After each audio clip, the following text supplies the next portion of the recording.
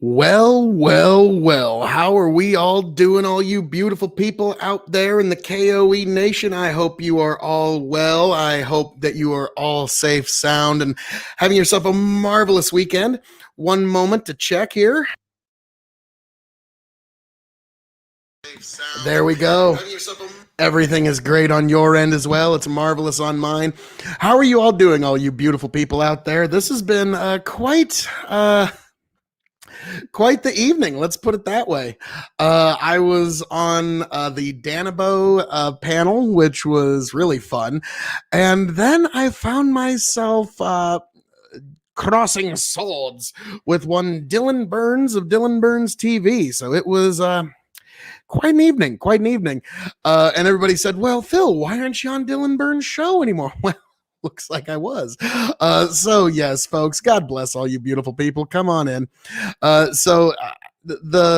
The topics tonight were very interesting. We were talking about, is patriotism good? And I pretty much ended that one in the first 3 minutes, let's be frank. My opening statement and then the first thing I said after that, it was all pretty much your king of extreme. It was a great time, though, and all the cast members were really good. The one thing I will say, and I'll be coming back to this again later, is I didn't think it was very good form that Dylan just muted everybody and then went and talked with his chat on the side. To me, if you agree to be on a panel, you should participate with the panel. It's kind of like when I've hosted poker games before, and there'll be one person at the poker game who just will be slacking, won't bet. They'll take forever to do anything. They'll start chatting with other people in the middle of them supposed to make a hand. And in that instance, I do tell them, like, okay, you agreed to play a game of poker. Play a game of poker. You agreed to play with us. Quit all this fucking around. One buddy of mine in particular, like, it's kind of a joke that's like, it's Jake's turn to get the hand. Okay, I mean, go make yourself a drink, piss break if you want, because you're going to take 10 minutes every time. So we had to actually make a timer for him. But yeah, I kind of had a similar vibe when Dylan Burns was doing the I'm going to go chat with my own chat thing. It's like, if you agree to be on a panel, you should respect the fact that you agreed to be on the panels. But it is what it is. I'm all right, and I'm all right that I'm here with all of you beautiful people this evening. The first topic, like I said, patriotism. I pretty much just laid the smacketh down on that and dominated. What can I say? I'm pretty awesome. The next topic was your bad habits. I was hoping it was going to be the toy topic, but the bad habits one took a turn. Boy, howdy. My phone just keeps saying, "Hey, Phil, look over here." And I'm just going, "Quiet, you." What are you going to do? Life's a beautiful journey. And then it got a little more contentious to the the general cancel culture, irresponsible platforming. And I really did have the observation of the best observation, really. The most irresponsible platforming imaginable is not having your king of extreme on your show. There's really no more irresponsible platforming possible. I mean, can any of you think of any? I sure can't. So yes, that was a great time, though. Met some interesting people. Stardust is really, I remember when she was just getting started. I saw it now. She's getting her own gimmick and everything. Yeah, they've come such a long way since our little streamers, right?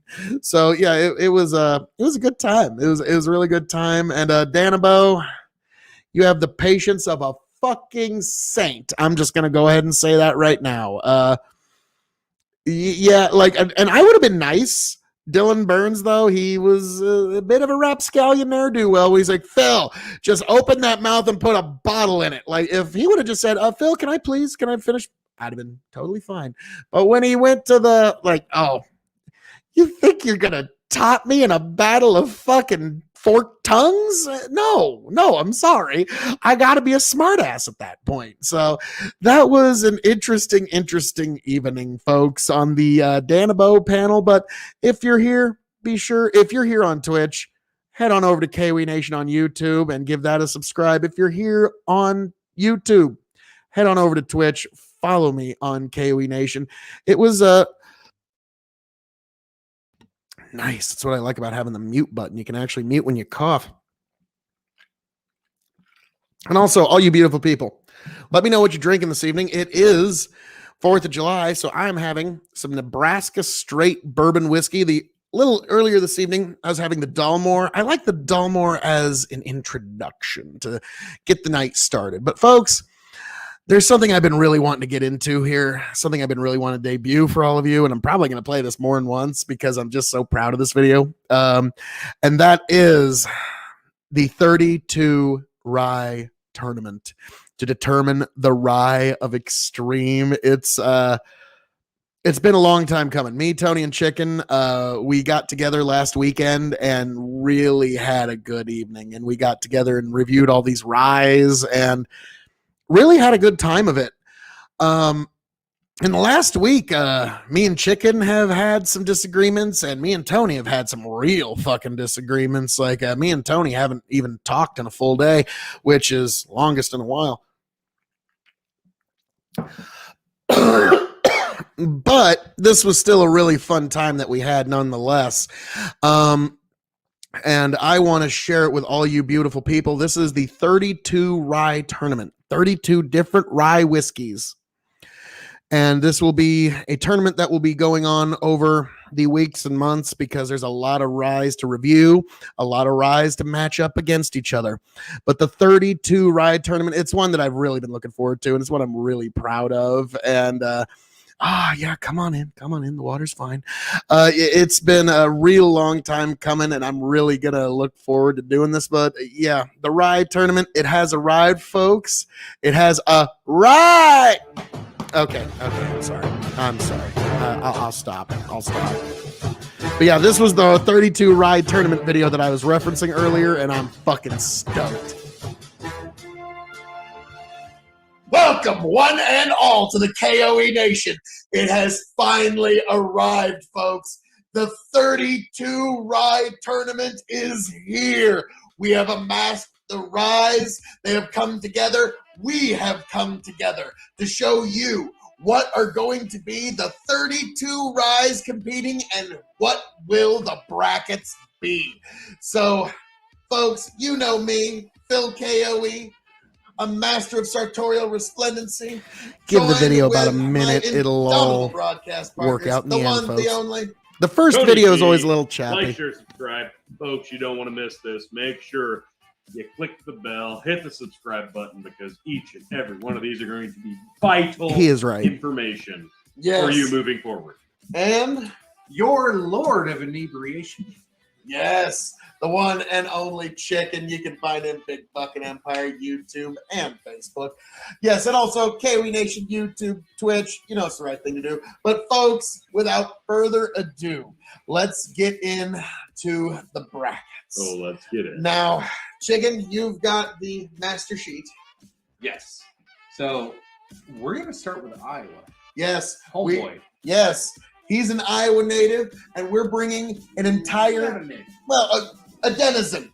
Yes, there you go. A denizen of Iowa, and he has been so kind as to provide 4 Iowa ryes that's going to make its own Iowa bracket to see who will rise as the king of Iowa. We've got 8 pods of 4 regions of 4 or 8. Yes. And this is a 32-team tournament, folks. This is bigger than we've ever done in the K.O.E Nation. Last time we did that, 15 rye flights. Yeah, 10 rye flights. It was 15. It felt like 15. It did. The next day it did. But midway through, it felt like 15. Yes, but it was 10 rye flight. But now we decided this is the truest way to determine the rye of extreme. It's the only and folks, fair way. when this is done, you are going to know what is the rye that is going to be above all. So without further ado, let's get right in to the Iowa bracket, Tony. So the first one that I'm really, really looking forward to getting into from, the newly released Templeton Rye Single Barrel, aged 10 years. Yes, folks, I am so looking forward to this one. I think this is going to be a dark horse to beat in the tournament. But So we will folks, see. You might be a little surprised with Iowa. It's going to be a little Templeton heavy because Yes. One thing we're going to find out in this is what is the best Templeton. Yes. But yes. we're also going to pair it up with a very good rival with that. So next one up, Phil, I believe, will be the Templeton Single Barrel. Thank you, Tony. Yes, that was perfect. This is this the the single barrel select? Yes. So their single barrel select will be going up against their 10-year. We'll see how that one goes. Yeah. Thank you, Tony. And now the next bracket is Templeton 6-year. Yes, here we go, folks. Templeton 6-year rye. Some apparently chicken's really been enjoying it this evening. And it will be going up against a non-Templeton, but an Iowa native nonetheless. Cedar Ridge Rye. Yep, there you go. Cedar Ridge Rye, another Iowa native. So this is one bracket, 1 4-shot bracket in the tournament. It's going to be these two Templetons versus one Templeton, one Cedar, and whoever moves on in a one-on-one matchup will advance, and that will be an entire bracket right there, the Iowa bracket. But now we move on to another bracket, and this one is, you could call it an outsiders bracket, if you will. We're going to call it, it's got Nebraska, and it's got a little bit of Utah, got a little bit of Canada. It's a little bit of everywhere. There we go. Here we go. Representing Nebraska, Brickway Rye. There you go, folks. Yes, Brickway Rye of Nebraska from La Vista, Nebraska. Actually, a shockingly good rye. I was very surprised by this one. And then we move on to the next one, Soldier Valley, number 6, Private Stock Rye. The only 2 rye whiskeys that are made here in Nebraska. So these two, obviously, clearly, have to go up against each other. And then we've got another excellent, High West is going to be in its own bracket. And then High West is going to be going up against is it from Canada? Is it from Vermont? We don't really know. Whistle Pig 10-year. Yes, so Whistle Pig 10 is going to be going up against, get on in here, T. So, Tony, this is going to be an interesting bracket. It's the outsiders bracket. We've got Nebraska Proud. We've got Brickway. We've got Soldier Valley. And we'll see what's going to stand as the Nebraska Rye of Extreme in this match. I've had the Brickway. I'm a fan. I'm not sure about the Soldier Value yet, but I love the High West. And the Whistle Pig 10 has been very up and down in terms of reviews on our entire tenure, really. Yeah. It's had highs, it's had lows. I hate to agree, but I'm going to agree. So this one's going to be interesting. So we'll see which Nebraska moves on, and then we're throwing them in the deep waters against some really experienced ryes. Indeed. But yes, and then from there, the next bracket after that would be the Canadian bracket, purely Canadian. Here we go. So we start off with one that really impressed during the 10 ride flight, Pendleton 12. I'd say this was third place. The 1910 Pendleton Rye. This is a personal favorite of mine. Yes. And then another one that doesn't quite know where it belongs, Whistle Pig 6-year. This is actually the last stuff that Dave Pickerel of Maker's Mark fame, and also the guy who did Blackened Whiskey. This is the last stuff he ever made to cast before he passed away. So that's why this one's got a very in the blind flight. This one's it's got to go. This one scored higher than the 10-year in the blind flight. His intention was to make the perfect cocktail whiskey, and well, there you have it. So then we move on to, and it's a Canadian matchup that has to happen. Okay, we have Canadian Club 100% rye. Bottle cost me $15. And you versus still got a little bit. all right, now Tony, be careful. Don't dislocate a shoulder lifting this bottle. Chicken. Whoa. You don't want to. Don't throw your back out lifting that bottle. Oh, careful. Oh, okay. Yes, it'll be going up against Crown Royal Rye against Canadian Club Rye, because you know that's the right thing. You know that has to be the matchup. I'll be honest, folks.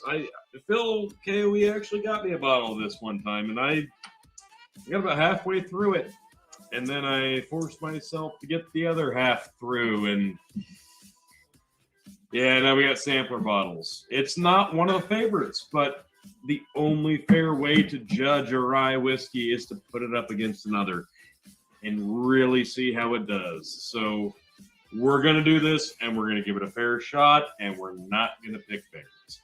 All right, well, let's move these on over your direction, T. Put them kind of in front of you like chicken has, so we can get 2 rows. So now we've got the Canadian bracket here, folks. And now, well, Chicken, anything you'd like to say? No, I'm excited for Canadian bracket. I love Canadian whiskey. It's Crown Royal is kind of your thing? It's kind of my thing, yeah. So, yeah, I'm super excited for the next one, though. Yes, the budget brackets. The classic. Let's start with a good one. The champion of our 10 rye flights, Bullet. It's good. Rye. It's real good. 95% rye. Spoiler. In the mash bill. It's real When you good. think rye, I think Bullet. Yeah, it's I'm quite shocked at the quality of this product versus just like its reputation. Price and availability. That is They way have out it of in its league. spades. It will be going up against Rittenhouse Rye. One I haven't tried, but one I've heard nothing but good about. 100 proof rye. This is a Heaven Hill release, so we'll see. Let's be frank, that doesn't do it any favors. Nope. We're not big fans, but we're gonna give it its just dues, and it will be getting judged in a blind head-to-head matchup. So can't give it any more fair shot than that. There you go. We move on to this is a big one. This one's a big one. This is going to be one of the bigger matchups in the opening round, and it's one that everyone's going to want to see. It's one I'm curious about. We're just going to do this double time, and we're just going to Oh! Jim versus Jack. Yes. It's going to be Jim Beam Rye versus Jack Daniels Rye, folks. It had to be. Yes, so there you go. This is the budget bracket, because you have to have a budget-minded bracket in any tournament. And so if people ask me what's going to be, Chicken's projecting the winner, but you have not even tried these two. I'm excited about these two. I know what I'm getting here, and I know I'm getting here. So yeah, this is going to be interesting in the budget bracket. But so, folks, that comprises True. one half Phil K.O.E. 2024. of the 32 Rye tournaments, and the more to come, folks. And folks, now we move on to the other side of the tournament, and this is also going to be a very competitive 16 bracket inside the 32 tournament. So we start off with the Wild Turkey bracket. Let's be frank. And it's what's in my glass right now, folks. This is such an amazing rye. Boomski, Wild Turkey, Rare Breed Rye. Oh, it's a good one. It's what's in my glass as well. What's that? One more time. I'm sorry. 112 proof. Yeah. Good luck. Oh my! But it's going to be matched up against one you really like, T. Another one that I really enjoy. Wild Turkey 101 Rye. This will be a showdown. Yes. Yeah. I think it's going to be closer for you guys than it was for me. I already know my winner here. I know what I'm going to taste when we get to that point. This will be a showdown. We'll see on the day. Our palates adapt and Yeah. change. Don't write this one out. Don't write this one out. Yeah, I'm telling you. Blind flights can shock you. Remember what happened with Colonel E.H. Taylor? My God, Okay. Yeah. I didn't even give Wild Turkey 101 bourbon affair a But shot. so the other bracket is going to be one that I'm also equally looking forward to. Right here in the Wild Turkey bracket, We got Russell's single barrel, and it's going to be going up against bam, Russell's 6 year. So this is the turkey bracket, folks. This is going to be quite the bracket to watch. I'm looking forward to seeing how this one turns out more than almost any. You can't talk about the turkey bracket without talking about the other white meat, and let's talk about the chicken bracket. Yes. Good Lord. Well done. Well done. Thank You've been you. holstering that one for a while? I have. All right. Well. So let's start this one out with a shebang. All right. And a tag off. All right. Chicken's back. God, this is awesome. All right. So we start off with the chicken bracket, which is some unique finds that Chicken has been able to find in his travels. We start off with an interesting one. Oak and Eden. Bit of a gimmick. Rye and spice. I'll be honest. Like, yeah, the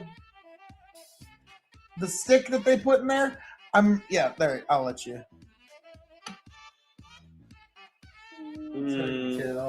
Interesting. Yeah, turn around. You can see more of it. There you go. Yeah. Yeah, like they put a stick of charred oak in there, and they insist that after like 6 to 8 weeks, it doesn't do anything. Which I don't know. It seems very gimmicky to me, but it is what it is, and we will see how it stacks up in this particular tournament, and it will be going up against a very Gimmick be damned. Yeah, it's going to have a real tough time going up against Rabbit Hole Boxer Grail. I think this one's going to be... You flatter me. Phil K.O.E., Lord of the Scottish Highlands. Yeah. Lord of our hearts. I don't have any objections to it. Almost couldn't have said it better myself. To really kind of round it out, we got another brand that people are really loyal to, and we've got... Knob Creek Small. Knob Creek Rye. This is 100 proof, a small batch, and it will be going up against, Tony? One I'm actually looking forward to. Yes. Knob Cask. Knob Cask Strength, barreled in 2010, limited release batch 2. Oh my goodness. I got a funny feeling about this one, Chicken. Mm-hmm. But that one's gonna do well. You gotta give regular old Knob its fair shake. You gotta give it its fair day in court. Now, Knob does a fantastic job, especially with finish. So yes, I'm looking forward to it. So then, Tony, what's the next bracket here? The loyalty bracket. The loyalty bracket. So, oh boy. So these are ones with really loyal followings. These are ones that you could even say that there's folks who are fanboys for them. Oh, this is great. Yeah. All right. Well, it's all about teamwork, folks. It's all coming together all around me here at the K.O.E. Nation. We all come together to try and find out this essential data. So, all right, T. Start with the Sazerac. All right, you want to? Because you know it was coming, folks. Sazerac Rye. Oh, baby, I am so excited for this. I've been looking another for this one for a while. Buffalo Trace Rye, basically. Now, I hear this actually has quite a bit of corn in its mash bill. I could be wrong on that, but so that could probably help it considerably. But yes, Buffalo Trace Rye, you know there's some people that they buy every bottle of this they see regardless because it's Buffalo Trace. They do because it's Buffalo Trace. But you know who else is really loyal to their brand? Heaven Hill folk. And we got a little bit of straight rye whiskey from Heaven Hill in Pikesville. Yes. The sampler pack comes back to haunt us yet again. The Pikesville Rye. That's fair. That's more than fair. Yes. So Pikesville will be facing off against Sazerac, and we will see who will finally be able to say, I'm better than you. Na, na, na, na, na, na. Yes, that's really what it's all about, folks. And so then, but now the matchup that will be right next to them, Chicken. This is a Phil K.O.E. brand that he's a big fan of. What do you got over there? Whoop. Yes, Woodford Reserve Rye, but not just any Woodford Reserve. Any. This is the Spirit World store pick from Omaha. This is the first rye store pick in our state's history. Oh, wow. And so that's why. That's a heavy hit. Yeah, I'm very curious about it because Spirit World, their store picks are typically very spicy, very full flavored, very like it's going to hit you. So we will see what happens. And Woodford store picks do have kind of a tendency of impressing us. Yeah. Yes, they do. Yeah, they've done that before in the past. But no complaints here. Can you imagine being in the spirit world? The Spirit World, Tommy. I know. Sorry, I'm glad you Rye, baby. Thanks for being here, Rev Res Pod. All right. Definitely check out Rev Res Pod on Twitch, folks. You know it's the right thing to do. Against another one with a very loyal following, and this one's pretty good. Good matchup. There's nothing in this line that I don't like, and folks, I've been sitting on this bottle for a long time. I got this thing at an absolute steal of $10 on clearance. Bam. Old Forester Rye. Old Forester 100 proof rye, Kentucky straight rye. Absolute steal. $10. And I have resisted the urge to crack that thing open. Well done, T. Just for this tournament. So all right. There we have it. So, all right, interesting. These are the loyalty bottles. And then we've got one more bracket left, T. Okay. This one is quite interesting because it's split up into two. Yes. Now let's start out with the finish. Let's start with the finish. Okay. Let's start with the finish. This is a little bit different, and these are the only two finished in the entire tournament, if I'm not mistaken. This is a bit of an unknown. Yep, I'm looking forward to this. We're excited. We're fans of sherry casking, and this is right in that wheelhouse. Minor case straight rye whiskey sherry cask finish. How will sherry stack up with rye?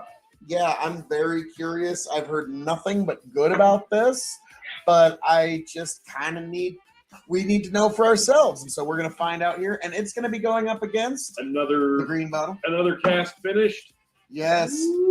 This one Jefferson intrigues me. Straight rye whiskey finished in a cognac cask. Now, I did hear that there's going to be a store pick of this showing up, and if it gets here in time, we will discuss. I guess which one. We'll just have to drink that bottle down and use. And then, I guess we'll just have to drink them both next to each other and see which one's better. We might have to review that versus the store pick a couple times. A few times. Like this one might have to find its way back into the tournament. We'll find a way, folks. We'll find a way. But yes, so one way or another, Jefferson's rye whiskey, cognac finished, is making its way into this tournament. But, so that's the finish. Second to last. Yes, we are at the final two bottles. This is going to be good. That's a good matchup. Yeah, I'm really looking forward to that one. Why don't you just go ahead and put that bottle down there on the bar, Chicken, because this is one that people on the internet love, and I don't know Jack why. Daniel's single barrel rye whiskey. As a single barrel, we'll be going up against another single barrel, Tony. No, folks. This did not do well. This did very, very poorly in our blind flight. Yep. You folks there out in the internet world, you seem to just love this bottle. It's a pretty bottle. It was trash. The juice inside. It's that is single barrel. Maybe we got it, but hey, it's a single barrel, and so it's fair. You put it up against another. Only fair. Yes. This is totally in the interest of fairness, folks. There's no bias here. None. None. That's why we're giving it a fair shot, and we're putting it up against potentially one of the greatest ryes in the history of all ryes. Michter's rye. Michter's, however you say it. Single barrel rye. Now, it's amazing stuff. Now, if you're saying, why didn't you add Michter's double toast super barrel? Feel free to send us a bottle. Yeah, that'd be great. But yeah, if there's a bottle that you think should be in here, feel free to send it to us. Hey, it's totally cool. Or just slide into the DMs if you got a bottle of toasted barrel rye. So, anyways, folks, all right. So this is the entire the other half. Yeah, this is the other half of the 32 rye tournament. Should we just do the Wayne's World and do and have them all appear? Here we go. All right, here we go. We're gonna do the Wayne's World. They're all gonna appear.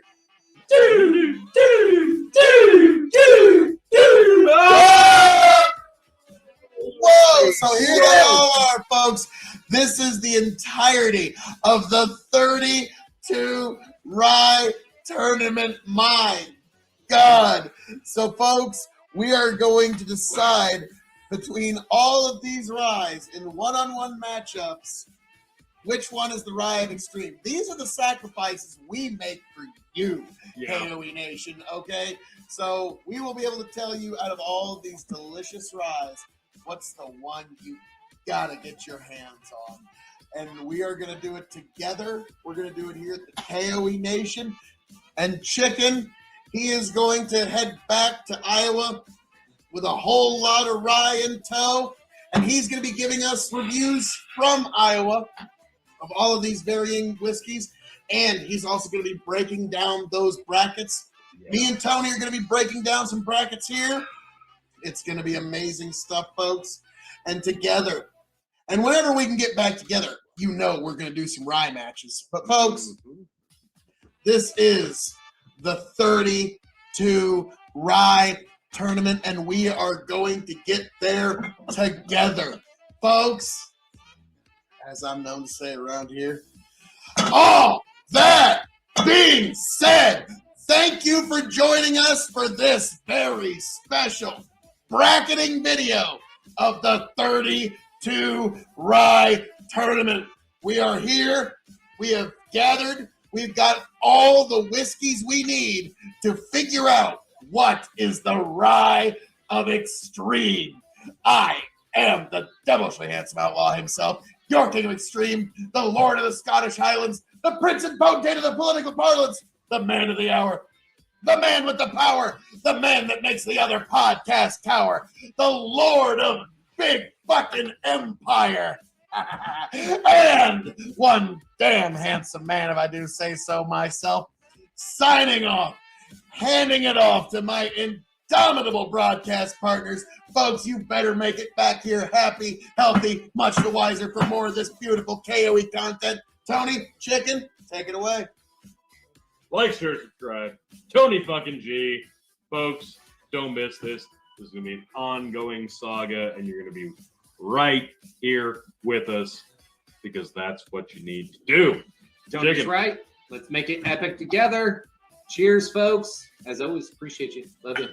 Bye.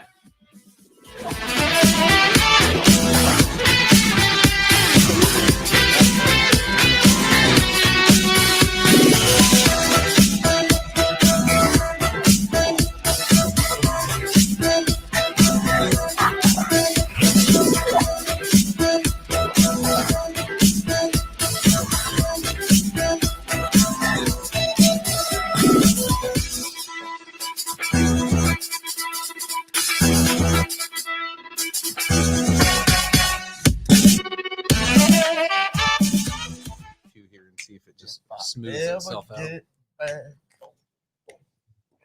Tell you what I'll do if I ever get back. I promise to refabricate you, raging rivers of gold. That's what the brochure advertised. And now we're lost, we gotta take it down. Let you down slow, It's hard to survive. El Dorado. Oh Lord, I had a lot of Well, fun let's see how making that that. one That was a good time. That was just a good time with my friends. But yeah, I love that song, El Dorado by the Company Band, the lead singer of the band Clutch's side project. That happens to the best of us. But yeah, so that is the beginnings of the 32 Rye tournament that's coming up, folks. And it's like, now there is one thing I have to probably show off again. And I was pretty proud of it. Goodness gracious. I'm sorry. I'm going to have to show that my ultimate Wayne's World effect. Like, this was actually some of my better editing. I got to be honest with you. The Wayne's World and and have them all appear. Here we go. This was too fun. All right, here we go. We're gonna do the Wayne's World. They're all All right. gonna appear. So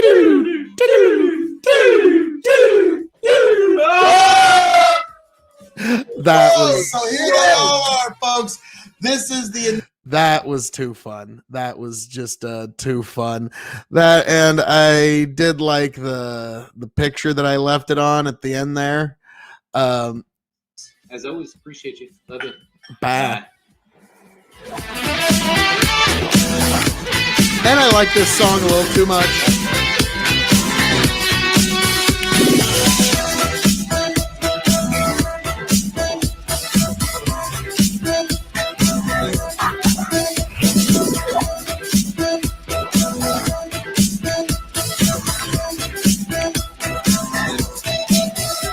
Rye tournaments of extreme. If I ever get back, tell you what I'll do. If I ever get back, I promise to refabricate you. Raging rivers of gold. That's what the brochure advertised. And now we're lost. We gotta take it down.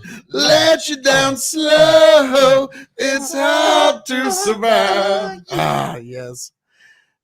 El Dorado. Oh Lord.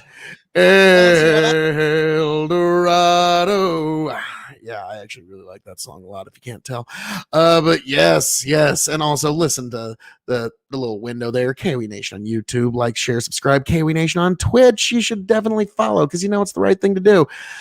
But welcome, all you beautiful people. It's been quite an evening. I've been making the rounds again on the internets, and it's been an evening. I got to talk to Danabo, Stardust again, and Dylan. I sneaky ninja'd onto Dylan Burns TV. I think he might not be all that pleased with me. It's hard to say. I mean, I can't really mind read other folk, but I think, call me crazy, he might, yeah, I think he's unpleased with the fact that I might have said something pro-Trump on his stream one time. So who knows what it is. But I can't read his mind. But other than that, we actually got along pretty well, other than the, yelling at each other part. But at the end, it was like, hey, have yourself a good fourth, man. So it was quite the evening. But if you got any questions, bring them on, folks. Bring them on, because here's the thing. I have quite a deep well of endless K.O.E content that I can share with all of you beautiful people on Twitch that you didn't even know existed. There's all of this K.O.E content out there, and you don't even know it's there. Now, there is something I do have to address. This is a personal thing, but no, I don't think he's watching right now, so it's not a big deal. But Tony G, he's pretty much my best friend in the world. Okay. He's he's been there for me through thick, thin, thinner, and thinnest. So I kind of went all out for him on his birthday and especially for Christmas. I went fucking balls out for him for Christmas. But yeah, so this is something that I got my buddy Tony for his birthday, his happy birthday Tony G video. And I just had a good time with this. So we're going to enjoy it together, folks.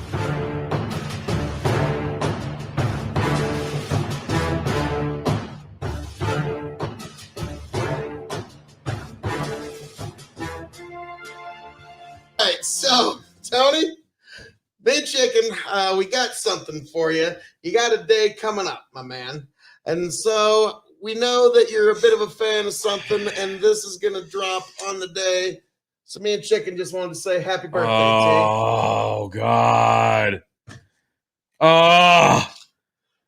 Well, now I'm going to have to kiss you both. No, you really don't have to. That's really not necessary. You don't But have if you want to, you can. Yeah, I'm going to. It's Powers. Oh, my God. Single pot still Irish whiskey, 3 swallow. Oh, my Triple God. distilled. Guaranteed only. Oh, you son pot of a still. bitches. Yeah. Oh, God. Okay. So, no, you don't. No. Oh, okay. Phil gets all the Why am I still in on this? No. Where'd you find that? Places and stuff. Seriously? Yeah. So Where the fuck did you find that? just in my varying hunts for bottles and things, I find No things shit. and stuff and things. So let's take a quick. Yeah, let's take a look gander. here. Oh, that's God a nice damn. bottle. I like Yeah. that. So Oh, Powers, son of a 3 swallows release proudly pays homage all the to the Powers family coachmen and their stable of horses to keep warm in the harsh Irish winters. The 3 coachmen would each take a sip from their hip flask. 3 swallows, 1 quality story. So there you go, my man. You're a bit of a fan of a single pot still I am. Irish and things from Happy 4th of July weekend to you, Middleton man. Distillery. Yeah, that's the What? thing. Yeah, Middleton's. Goddamn. There you go, man. Happy birthday, my man. Thank you very And much. so- My God, There you go, all you beautiful that's people. a Happy beautiful birthday, T. fucking bottle. Thank you guys. Jesus. Everybody, raise a glass. Yeah, Yep, my Happy God. birthday, Tony. yep. Indeed. There we Jesus. go. Happy birthday, T.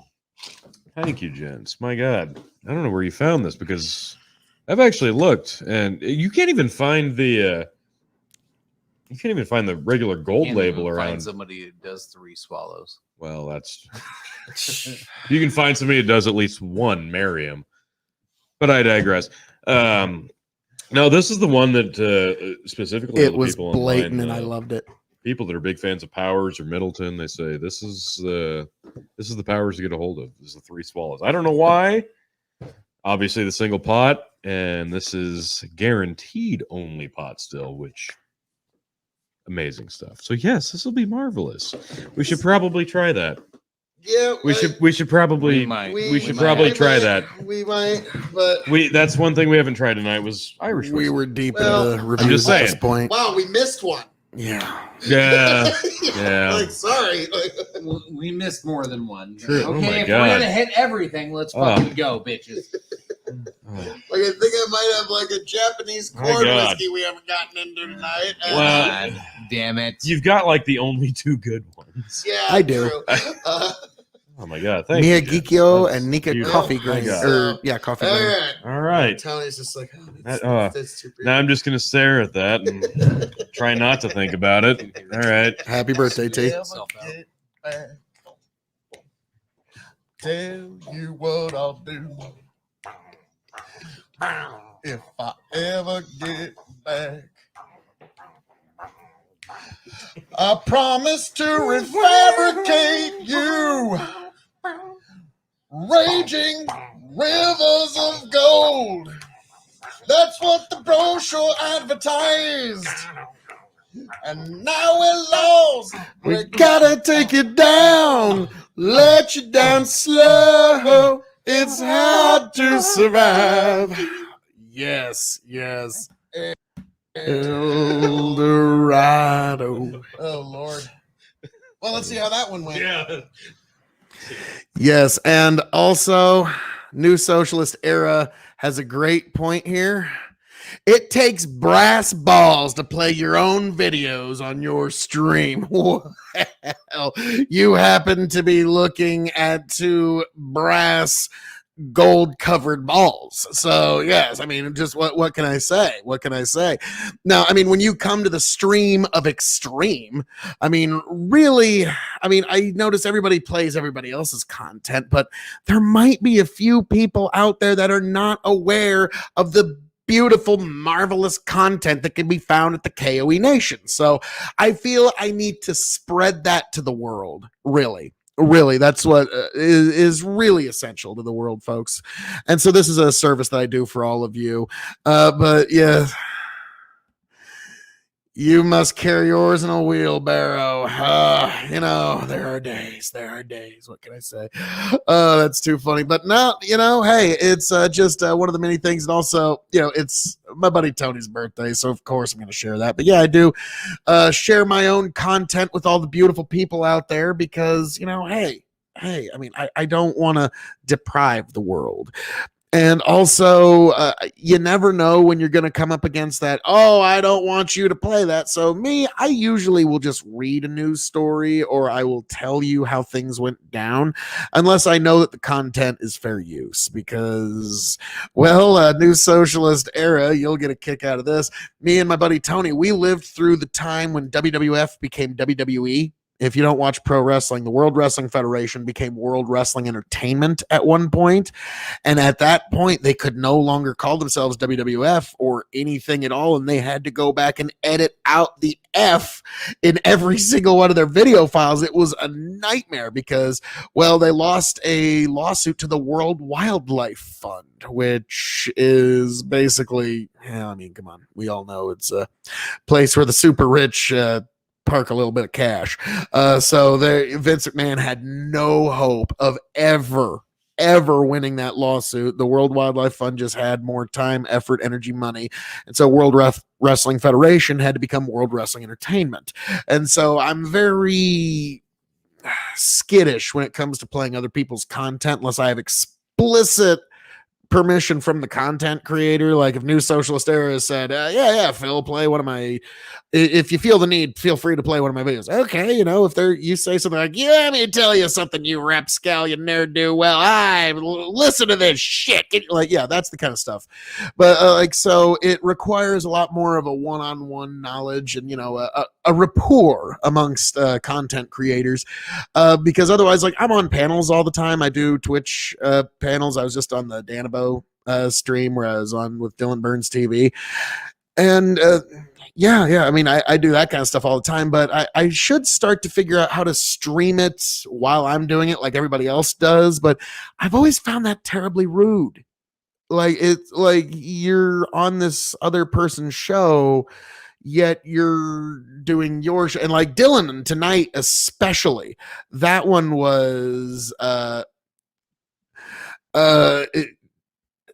but that one was really, I just kind of felt it was a little rude. But us, New Socialist Era, if you play my vids, I'm liable to convert your listeners to my side of things. Oh, now, New Socialist Era, that is where I take umbrance, because now you see all are welcome in the K.O.E Nation. We have a complete open borders policy. Come on in, so long as you're cool and you're chill, you're totally allowed in. That's basically it. Are you cool? Are you chill? Then come on in. But I don't know about all that now, because I mean, the K.O.E Nation, yourself included, and everybody with it is some of the most big-brained, erudite, amazing, beautiful, outstanding human beings to ever be blessed under God's existence. Some of the most big-brained, Socratic, Aristotelian logic, just logic stacks that you just, it'd be so hard to overcome. So, I mean, this is the most well-read, erudite, and beautiful audience of all time. I mean, evidenced by all of you beautiful people at home watching right now. I mean, that's all the you really need. So lately, panels have been such a train wreck. You know, it has gotten to be a little too blood sporty. I've noticed like there's not really yeah, there's not a lot of good faith going around. Like New Socialist Era says, I find that peeing out broken glass is much more enjoyable than watching panels of late, figuratively speaking, of course. Some panels can be good. There has been a couple of them that I truly enjoyed, and really, I like panels where you got a few folks you know and a few folks you don't. Those are my favorite panels, where it's like, okay, I know about half the people here, and then that's how you get introduced to new content. But yeah, some of the panels, there's a real lack of good faith. And like, I was at the poker game, and actually that video will be dropping in a day or two at either Big Buckin' Empire on YouTube or K.O.E Nation on YouTube. Me and Chicken can't really decide which one. It's actually kind of the source of some dissent between me and Chicken. I got them all edited up and ready to go, and he was not happy about that. I was like, whoa, dude, you've been at the lake for 5 days. Sorry. And so in the poker game, we actually talk about these panels and how they've been going. And in a lot of the way that you've been talking, let's see, New Social, all the panels I've been on are great though. Never cringe, as the kids say. I know. Yeah, it just depends on the panel. But yeah, so I've noticed there is a lot of lack of good faith, and we mentioned that. And I even kind of brought up, it was kind of strange. Like, I'm sure we all remember the Crowder Cedar thing, where that went down. And I was kind of like, well, so why is this a thing now? And I kind of like, for some reason, it was a connecting tissue of thought in my head. And I know this doesn't exactly connect, but for some reason, it was the first thing that came to my mind when I saw the Crowder Cedar thing and how everybody was reacting to that. My first thought was, my next thought was all the lefties complaining that they can't get right wingers on their panels anymore. And I'm like, well, this is the kind of acceptable treatment, and you're wondering why. I mean, like, now to me, like, I'm always one of the first ones to say, excuse me, I've never insulted any of your ideas. I would appreciate it if you'd extend the same courtesy to me. Thank you. Because yeah, I'm not going to insult ideas. I mean, that's just stupid. That's like such low level thinking, just such low frequency. So to me, like, if you can't like challenge the idea in and of itself, I mean, what's the point? But yeah, some of these panels, like I said, Dylan, when he started getting to I'm gonna mute all of you and just talk to my panel, and I don't give a shit about any of you in the middle of when he's talking. It's one thing to do that when you're not talking, but to just act like, to me, that was very rude. It was just the height of rudeness to me. And that was, it was to me like, you've agreed to come to a panel, you should participate in the panel you agreed to be on. It's kind of like when I'm hosting a poker game, and there's one buddy of mine will take fucking forever to actually do the hand, to actually check or bet or do something, and he'll be chatting with everybody and he won't be paying attention to the game. And like, all right, buddy, man, you agreed to a game of poker, actually play the game of poker you agreed to play. And so that's that was very interesting. But New Socialist Era says Crowder put a standing challenge a while ago that leftists were afraid to debate him. Now Crowder runs from adult lefties. Yeah, that was a thing. Even Tony brought that one up in our poker game, where he was like, yeah, here's the thing. Crowder pretty much made his name doing these change my mind sketches where he goes to fucking colleges against kids who have no real linguistic skills. They have no persuasion skills, and he fucking dunks on them, puts the fucking content up.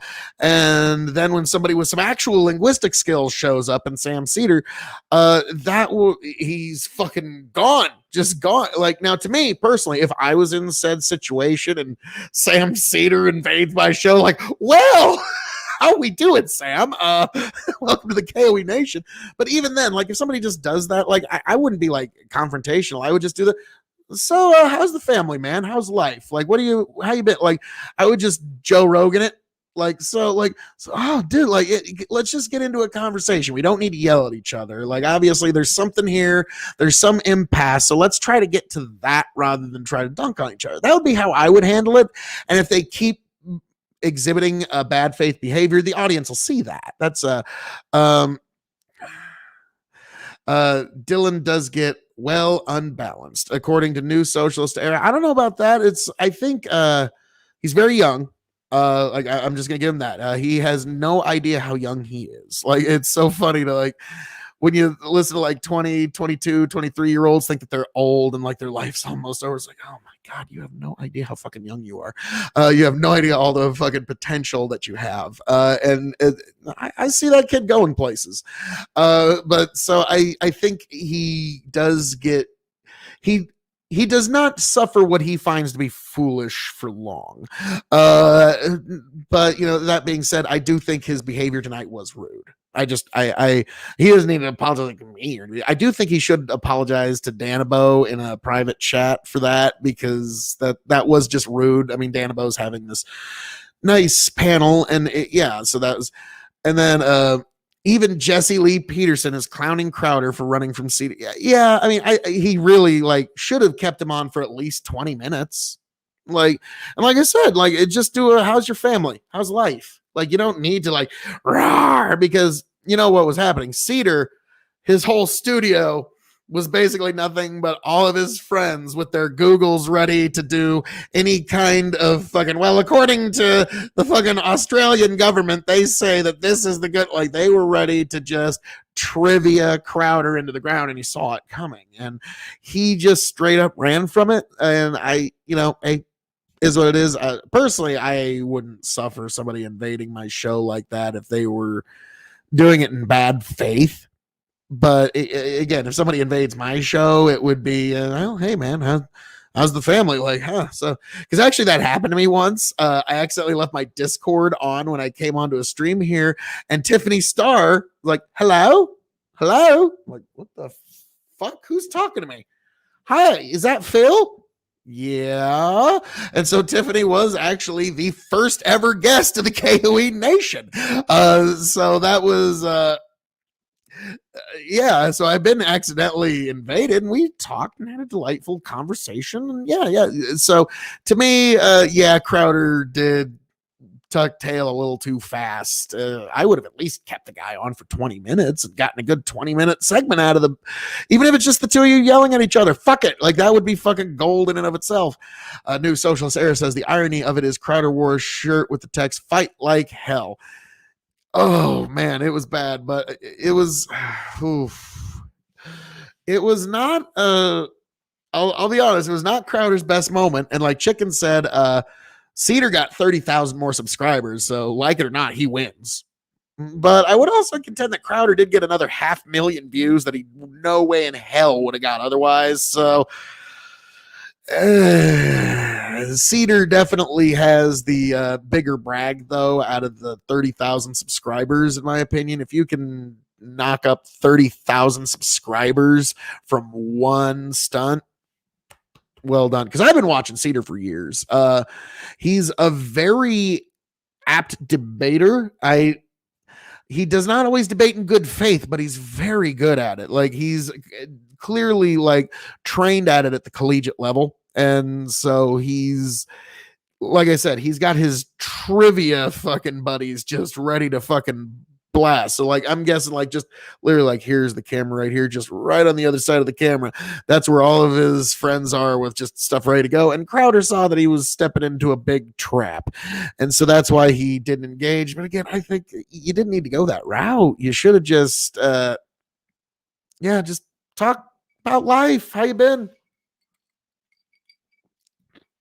Because I'll be honest, even you know, New Socialist Era, if it ever worked out, schedules it, if I were to interview you or anybody else out in fucking God's green, or first time we get together, it's well, shit, man, tell me about life, tell me about yourself, because I care about the people. Okay, it's the policy and the blood sport that you get on Twitch and that kind of stuff. It's fun, but the thing that I've noticed kind of sets me apart from a lot of the folks I'm on panels on is I would rather their personal lives work out in a good way than some political ideal of any of ours, or even myself fucking coming fully manifest. Okay. I would rather just, hey, we're chill.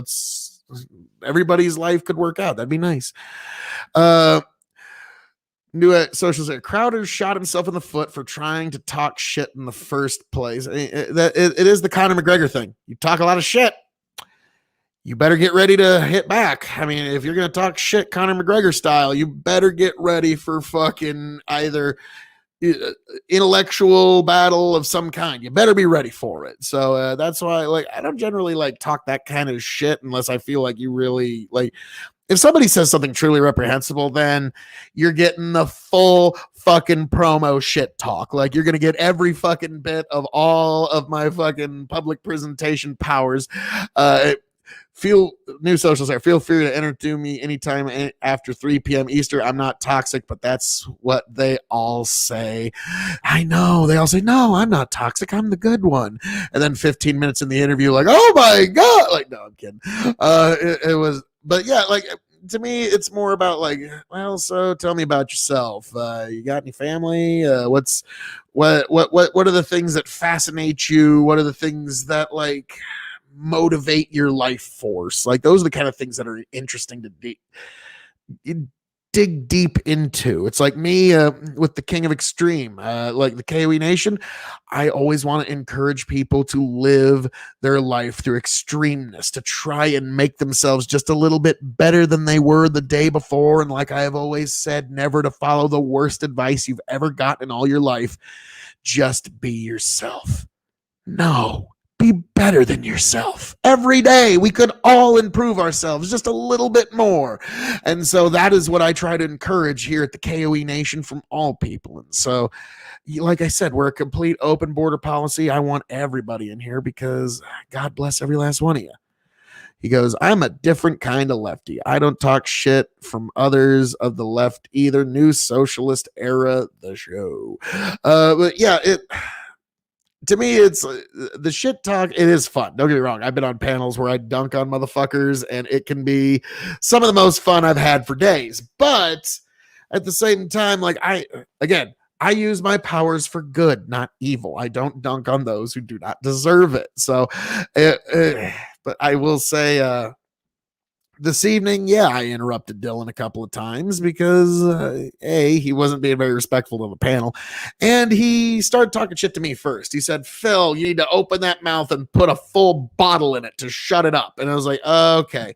If you'd have just been like, hey man, would you mind letting me finish? I'd have totally been fine. I'd have been nice, but I was like, all right, now I'm talking shit back. Like, I mean, once you do that, it's basically like saying Beetlejuice 3 times, but the problem is there's no way to put me back in. You can say it 500 more times after, but no, once you let me out, it's showtime. Yeah, so that's and honest to God, the picture on my laptop right here on my computer, that's my streaming computer, the picture in the background is Beetlejuice going, it's showtime. So yeah, that's what can I say? Whenever I fire this up, I'm like, all right, Phil, it's showtime. Yes.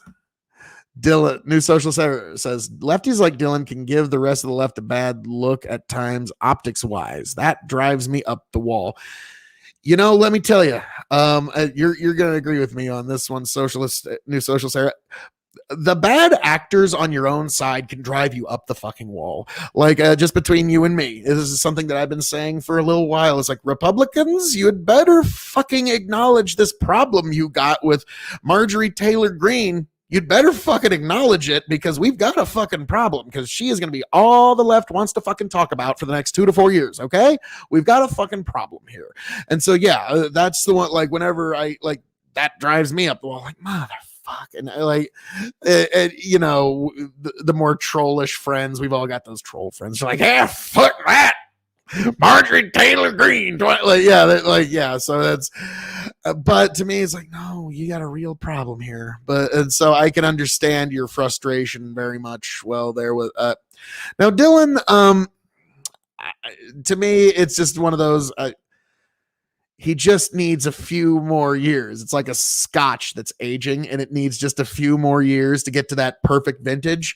And he just needs a little bit more time on this earth to gather up just a few more. He's almost there, but again, his age is working against him at this particular stage in his life, because he doesn't have the patience that you're going to need sometimes, especially like if he wants to get into politics, which I would be shocked, I say, if Dylan Burns got into politics. Like, what?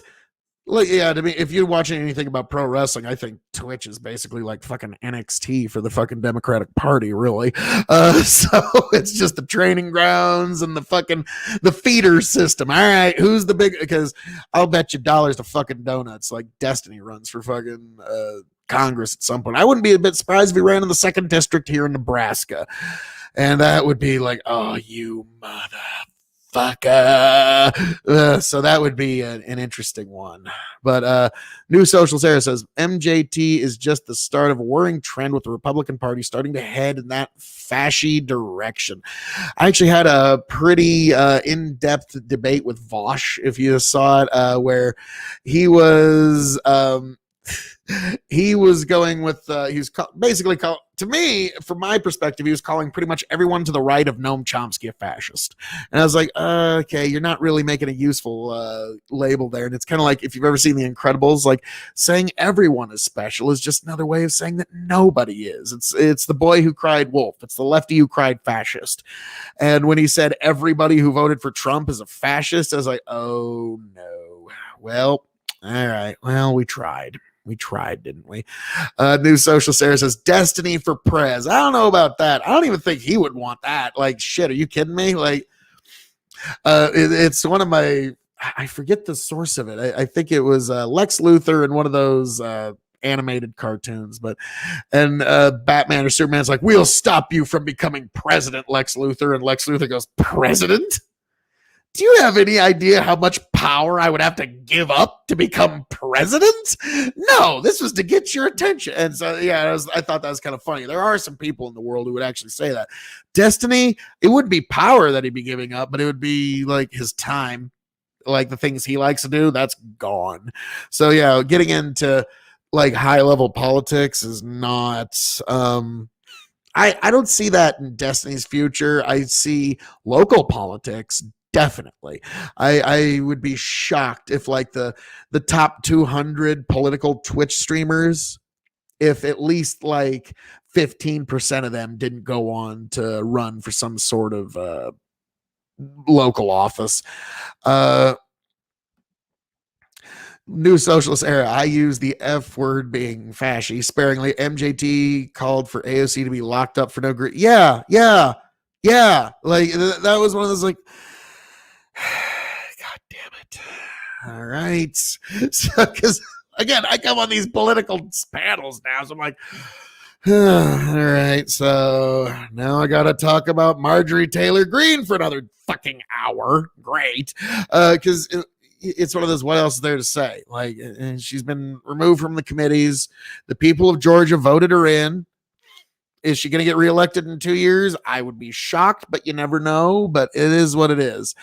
Yeah, that's the frustrating thing about democracy. Sometimes it doesn't go the way you want it to go. So yeah, I've acknowledged that. And I've even had some people in my own life defend Marjorie Taylor Greene. I'm just like, oh God, this is a problem for the Republican Party. Okay. Now the thing going on, New Social, you are heading into places demons fear to tread. Poor K.O.E. Oh, are you kidding me, good sir? You're talking to the MC of the ball. So, yeah, that is the big problem for the Republican Party going forward, because Trump, nobody likes to admit it, he's got a pretty good chance in 2024. Now, with every day that he's out of office, he looks a little better. Biden looks a little worse. But there's other candidates, because Trump showed them the path. Like Ron DeSantis could just, all right, I just need to campaign a little bit harder in Arizona, make sure I shore up Florida, do a little harder campaigning in Georgia, really hit Pennsylvania, just smash Pennsylvania with nonstop campaigning, make sure that you do some more in the Rust Belt. We could have, like everybody says, this is the last Republican president. No, Trump showed the path. We could have 5, 6, 7 more Republican presidents for the rest of this century, yeah, we could have several more Republican presidents just through the electoral path that Trump showed everybody. So, yeah, I mean, somebody with just a slightly more less edged message. So that's really going to be the interesting one for 2024 is what's Trump's involvement. New socialist era, there will be more Repub prezes down the road for sure. Yeah, and it's just kind of depends on what form this all takes. Like, what's the future going to look like? And I have discussions with politics with my daughter. She's 12 years old, and we just get into politics. She's just at that age where she's starting to ask political questions, and I fucking love it. She's slightly more left than I am, but I don't care. I just like the fact that she's engaged. I've made I don't care who it is you vote for, but on the first time you have the chance to vote, I'm driving you down to the polls. We are going to vote. You're going to vote the first time you're eligible. So that's I don't care whether you're voting for my candidate or not. I just want the habit of voting to be a part of her life. And yeah, it's fascinating stuff. And we talk about the Republican Party and their problems, the Democratic Party and their problems, and the history of the United States. And it was actually fascinating. I was asking her about Juneteenth because this is before the Senate had even convened to make it a holiday. So we didn't know it was actually going to happen. So we asked about it. We talked about it for a good 30-40 minutes, and at the end she's like, yeah, I think it probably should be a holiday. I think that's a good thing. It's like, yeah. So yes, the next generation leads us. So yeah, it's really gonna be an interesting era, and I don't know what the Republican Party is gonna look a little different 20 years from now. Hell, look, 10 years. Like there was this, Freedom Tunes. Have you ever seen this Freedom Tunes guy? He had a cartoon where he talked about like, oh yeah, Republicans, you really pwn the Democrats. You hold all the positions they had 10 years ago. So, hey, what do you get? Like, and so I'm wondering what that's going to, but the Democratic Party is also going to change because national health care is kind of the Democratic Party's NRA. It's either that or climate change. Take your pick as to which one you think is the bit, but the NRA is like the Republicans, irretractable. We will not be fucking moved on this one goddamn inch. And national health care is kind of like, I don't know if you like, since you're new socialist era on the left, which one would you consider? Would it be healthcare or the environment as the left's NRA? Because I've told, like, my advice to the left is pick one. Pick one and don't compromise. You can't have two. You can only have one, because there will come a point where, like, say, let's do environmentalism and healthcare. There will come a point where if you say, I want both environment and healthcare, there will be a time when they are in conflict with each other and you have to pick one. And so that's what I'm saying. Pick one now and you go whole hog for it. Either total healthcare or the environment, whole hog, no compromise, but you can only pick one. That's the bitch of it, ain't it? Like that's, but yeah, for the right, they like, there's a segment of them said guns. We will vote on guns and we will not move on the gun issue, and we will single issue vote on it. We don't give a fuck about a single thing else. And that's really the left's only hope for. And then new socialist era goes healthcare for sure for the time being. And if I was a pragmatic, take off my Phil K.O.E. super Republican hat and put on, like, say I was hired by the Democratic Party as a like an advisor, as an advisory role, I'd be like, okay, pick one. I'd go with healthcare for now, because that's one you could probably actually get in the next 5-10 years if you get some elections that are favorable to you, or if just some event happens. Like, I think if COVID would have hit under a Democratic president, our healthcare system would look entirely different than it did 18 months ago. And I don't know if all of it would be for the better. I think we all have to acknowledge here that there is going to be some efficiency issues. Excuse me. If we do have like some sort of nationalized healthcare, like this is the one thing that the left doesn't seem to want to acknowledge because they just want, I don't care, we're going to get it. And then, but there is going to be some efficiency issues here. And that's something that I'm worried about. And we won't see it at first because you'll have these doctors that were trained under the old way and they have those standardized medical ethics and just their professional ethics. But then over time, it starts to slip. And that's where I start to get worried about it. So, yeah. So, I think that would be the way to go is you concentrate on healthcare. And then once you get healthcare, then go to the environment. Now, God, new social say I shouldn't even say this, but like I'm just gonna debut it here for you folks here. But there is a way, very easy way, to get national healthcare within 5 years. Regardless of the makeup of the Congress, it's completely irrelevant, actually. And it's one of those, I almost don't want to open that Pandora's box to leftists. But hang on. New Socials era. Biden could do temporary universal health care now under the Emergency Act, but he won't because he's a good for nothing putz, according to New Socials era. Here's how you do it, lefties. And you're welcome. You're welcome for this, by the way. Just be sure to give me credit that I was the one that did it. Okay. Like I know the Republicans will hate me, but still, bring the clicks, bring the hate, wash me in your judgment. But okay. Medicare for all, you're reaching too far. You're trying to change too much too soon. You don't go Medicare for all. You start with Medicare for one procedure, just one procedure, one alone. And that is for any procedure involving childbirth. Can you feel it? Can you feel it? Because, okay, Medicare is going to cover all costs of childbirth. This is a procedure that in one way or another touches everybody, whether you're involved in having a child or you at least know somebody who's having a kid. We all at least know somebody so this touches everybody. And then you have the snowball on the top of the hill and you just one small little flick and it starts going downhill, starts getting bigger because how does it get bigger? Well, okay, we started off with all childbirth related procedures. Well, what about prenatal care? What about some of the postnatal care? And do you see where we're at? And then you are within 5 years of starting that. I swear to you, within 5 years, you will have people in Congress debating, should Medicare cover things like transition surgeries? And once you're there, you've already won. You've already got so much ground ceded that you've already pretty much won. Once you're getting down to like transition surgery, should it cover dental? Should it cover eyeglasses? Once you're there, you've already thought past the sale, okay?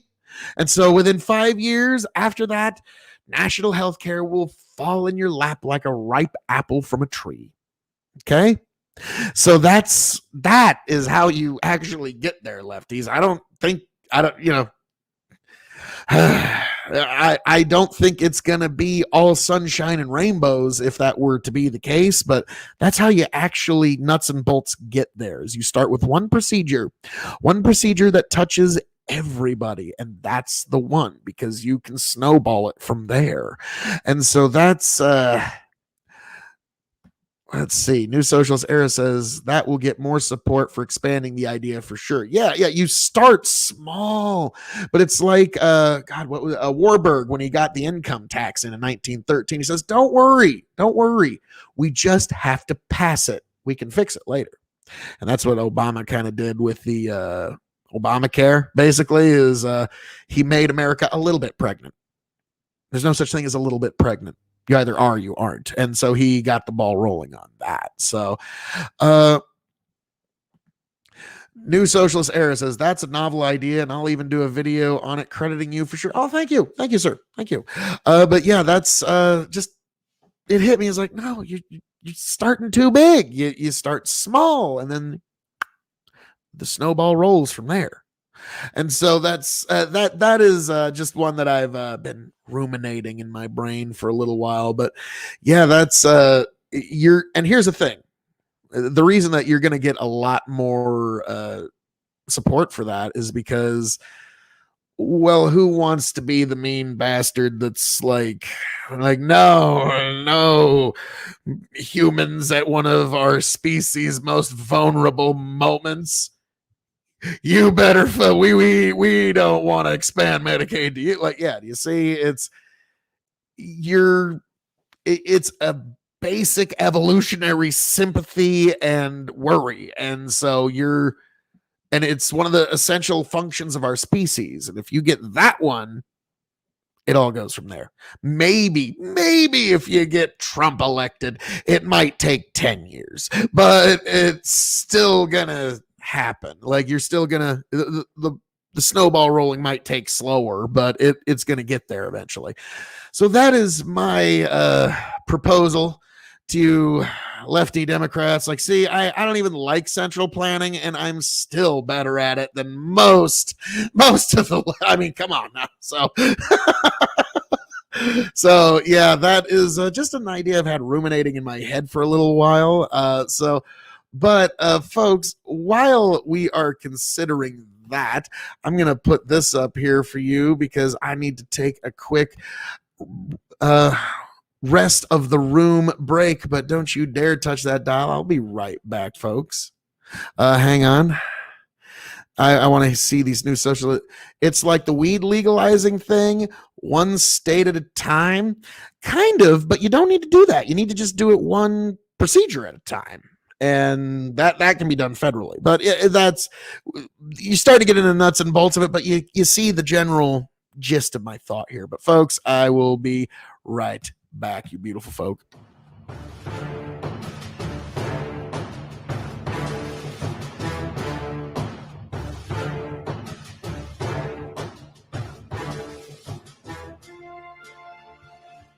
Is it just me, or is it beer 30 o'clock? Welcome, one and all, to the K.O.E Nation for another beer 30 o'clock beer review. I am the devilishly handsome outlaw himself, your king of extreme, Phil K.O.E, and today we're going to look at a product from Anheuser-Busch, Budweiser's own Nitro Gold. I'm actually quite curious about this one myself, and this is reviewed by none other than the one, the only, my indomitable broadcast partner, Tony G. Check him out, and also keep in mind, folks, we are grading this on a 5-star scale, the only scale that really matters. So with all that being said, hey, a little early for that, we are going to get right into this beer review. Tony G, take it away. So, without further ado, I am Tony G, and I'm about to try. This is one that I don't even know if you can get anymore. This came out last year, and I have not tried it yet. What I hold in my hand is Budweiser Nitro Reserve Gold. This is a extra smooth golden lager. You have to flip the can around a few times to make sure everything that's coated on the side of the can comes down before you pour. I have done that. It has a nitrous ball in it, bro. Just like Guinness. Yes, exactly. Pours nice. I actually enjoyed this one. I tried it about a year ago. Yeah. I would say I bought it last year, and I just never got a chance to get into it, and I was kind of waiting to do a review of it. So this is literally the perfect time to. I mean, it's not horrible, but it's it's pretty good. It's an Anheuser-Busch, so it's not going to be for Budweiser. It's not bad. Yeah, exactly. It's an Anheuser-Busch, so sometimes it's hit and miss with Anheuser-Busch, but I've heard good things. I've heard bad things. Lynn said it wasn't bad, so let's give this a go. The head is really, really thick, but not tall. So I think that's pretty standard with these nitros. Let's get into it.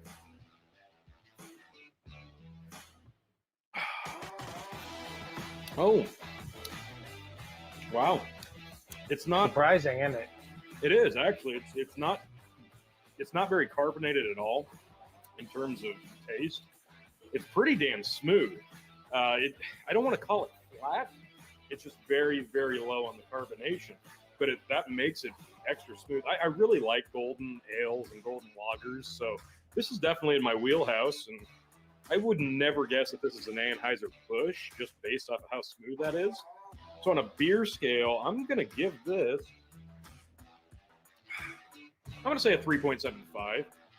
On a lager scale, golden lager if you want, but on a lager scale, I am going to say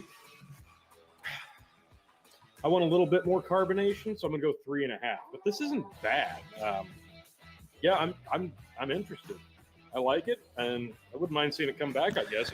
God bless New Social Stare. Hey, have yourself a happy 4th of July. Be safe out there, and I want to see you back here happy, healthy, much the wiser. Until next time, good sir. Maybe an end-of-the-day type beer. I could probably have this with a steak. I think this would be a decent meal beer.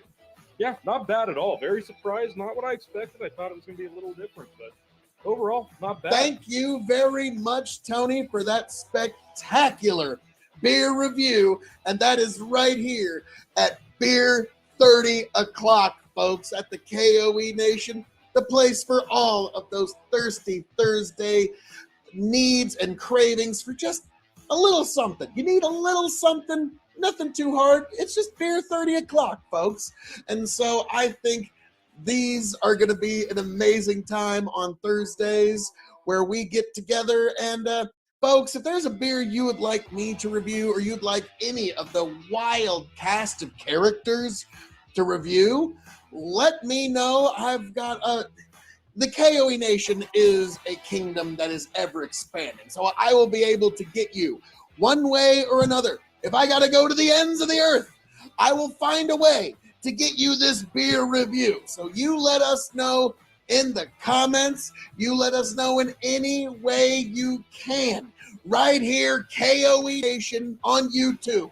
K.O.E. Nation on Twitch. Check us out at Big Buckin' Empire. Folks, wherever you can find us, Big Buckin' Empire on Facebook, YouTube, Twitch, we're ever expanding. We're the fastest growing content creators on the internet. Check us out. This is just one place to get your K.O.E. content. But folks, as I'm known to say around here, all that being said, thank you for joining us. Thank you for being here. Raise a glass to yourselves of beer, wine, whiskey, spirit of any kind, libation that you enjoy, whether it be a cup, a stein, whatever you have, folks. Raise it and enjoy it. Thank you for being here, and I will catch you on the flip side. Bottoms up.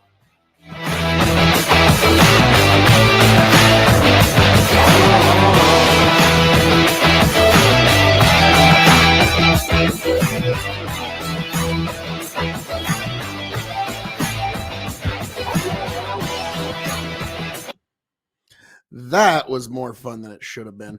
That is yes.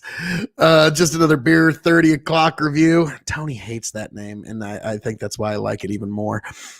But yeah, actually, I got to review some Trappist ale, which was really fun. Ale brewed by monks in a monastery. And so that particular review I've decided is going to drop this upcoming Thursday. That Beer 30 o'clock review will be Trappist Ale West Malay, their double, which it's a Belgium ale. Like I said, it's monks in a monastery brewing it. It's just amazing stuff. And I'm looking forward to, sharing that with all of you. It was kind of funny.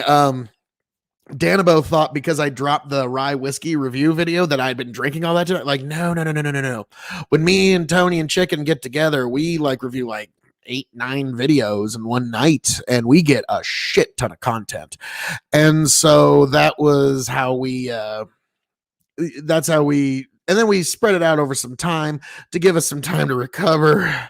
And then we get back together and have us a jolly, jolly time, just drinking and having good times and reviewing. And this last time, I'm looking forward to dropping some stuff about me and Tony and Chicken. We're playing poker. And over the poker game, we're talking all kinds of shit. We're talking shit about Cedar and Crowder. We're talking shit about Bosch and Destiny, about Dylan Burns TV, tomfoolery.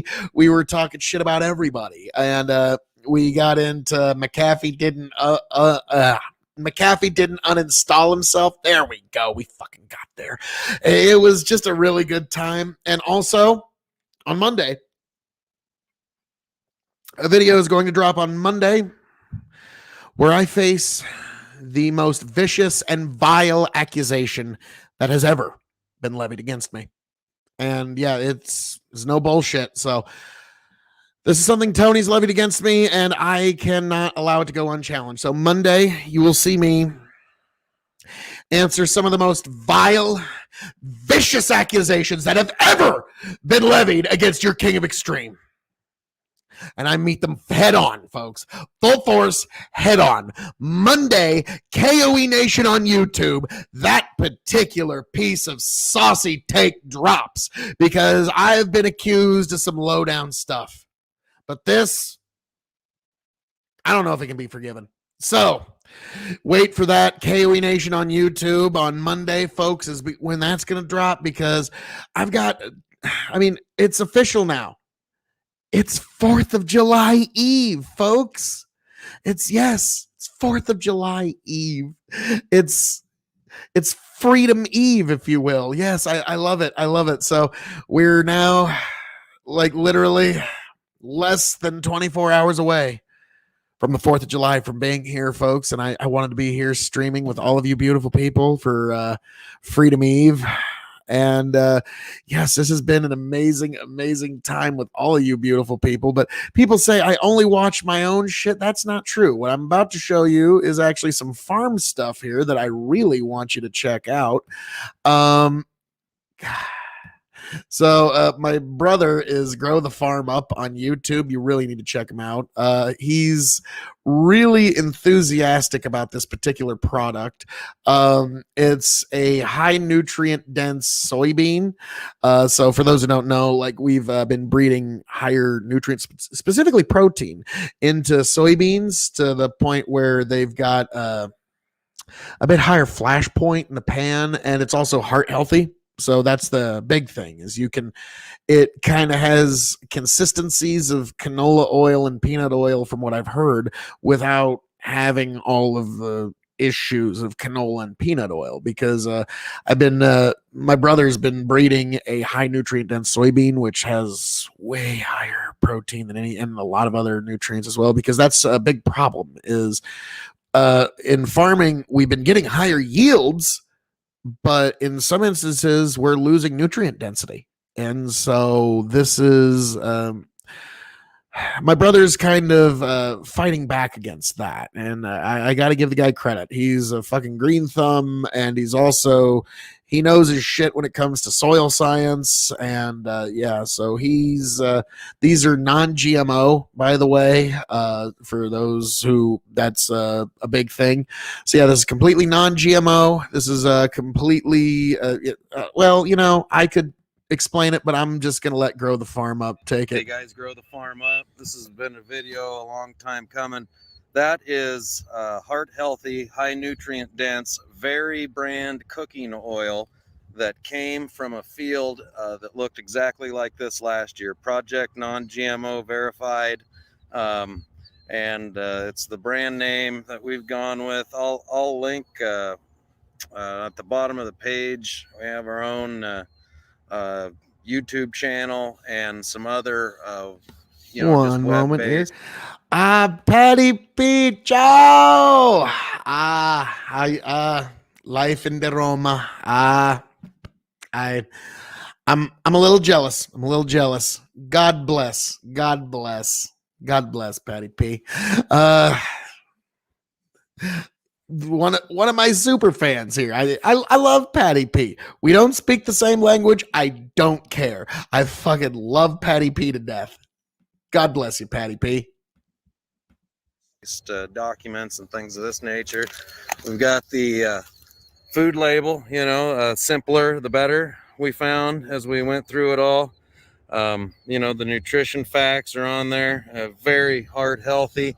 And, right now it launched basically, we launched it in 2020, but it's really now just starting to get out to the markets, and we're seeing we're seeing restaurants really like it. It's a high oil, or excuse me, it has a higher flash point. It's made for higher temperatures. I know the people that have been using it also have suggested that the flavoring is better. You know, breeding these high nutrient dense soybeans and farming them regeneratively, keeping them 100% non-GMO pure in an identity preserved system has led to the end product of that soy cooking oil, very brand. Just go ahead, Google it, look it up. You can buy it anywhere. I don't know that it's on the shelves of stores yet, but it will be soon. This is something we've been working towards for really 5, 7, 10 years. This is just one of the end products that I'll be happy and excited to bring you guys and show you guys about in the next month or two to come. But very brand cooking oil. It was very much grown in a field that looked just exactly like this last year. This oil came from this field, completely closed looped, totally traceable audit trail from planting to harvest to storage to the creation of the end product. Project non-GMO verified. And like I say, guys, check it out. Heart Healthy Cooking Oil, one of the products that I'm going to be letting you guys know about. Again, look at the bottom of in the description. There will be a link to the very YouTube page and also the web page that we set up for it. So, you know, moving fast, and it's actually a big demand for it. And now that restaurants are opening back up, once they try it, they just call and ask for more. I mean, notice this is in a 2-gallon jug. I mean, that's a pretty big jug for cooking oil, but that's the demand that we've had for it. So, all right, guys, wanted to show you that real quick. Out looking at some non-GMO, high nutrient dense soybeans today. Thought I'd stop by the house and grab a jug of these. You know, I got, I don't know, 25 of them. So anybody wants to try it, let me know. I'll send you some. Grow the Farm Up. Yes, that is my brother, Grow the Farm Up. Yes, check him out on YouTube. That's his only platform. He doesn't do Twitch or anything else, really. He just does just YouTube, and he doesn't do it very often either. But yeah, he's great guy. You should definitely check out. Let's see. Let's scroll down just a little bit here. There we go. Yep, there he is. Grow the Farm Up on YouTube. Definitely check him out. It's my brother.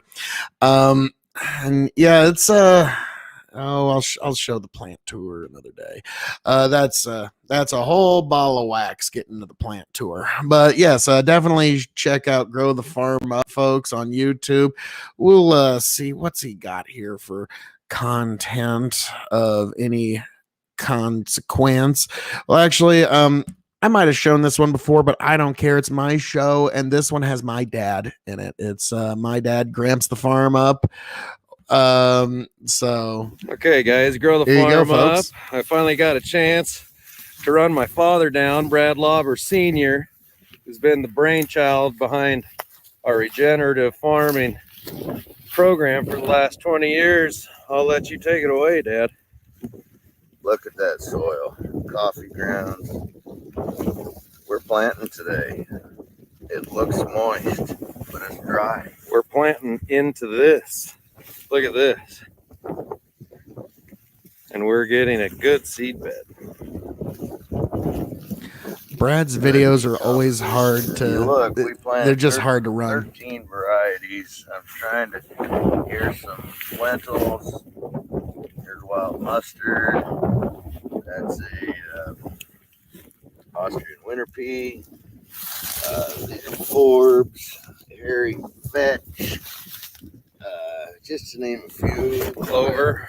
There is clover, yes. If you got to dig down, you can find those. I've just been simplifying it, calling them the legumes and cool season grasses, but that is the science behind it there. This guy has not applied anhydrous ammonia since 1982, 84. and has been working on biology, soil science, and regenerative farming since the 90s, since before it was cool. I've done it both ways. We used to disc, chisel, field cultivate twice, and now we do nothing. We put on a cover crop, and there's got to be several tons an acre of organic matter here. And it'll show up in our tests. I would not hesitate to suggest that we have actually created Thank you.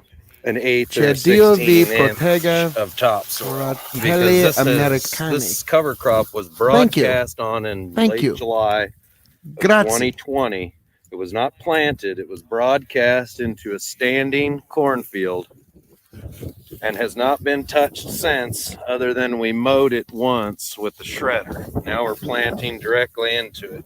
And look at this soil, folks. This is like peat moss that you would go buy. This looks much different than a lot of the rental ground we farm on. If we had a spade, I can't believe we don't. What kind of farmer doesn't have a spade, Dad?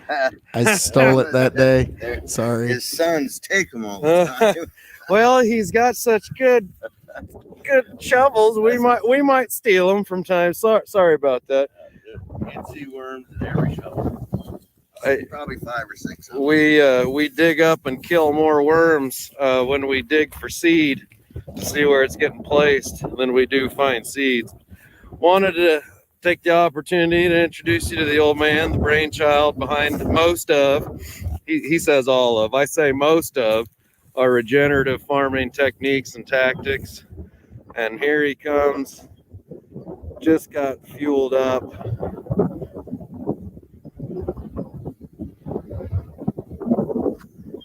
And look at that, we are drilling directly into this with a 7.5 inch Great Plains drill.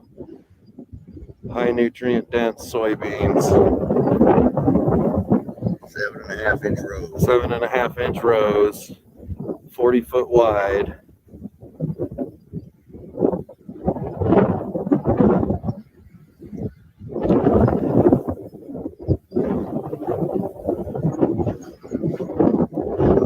And come back in a few weeks, show you the beans. Stay tuned. Come back and check out and see what the result of this is. All right, guys, grow the farm up.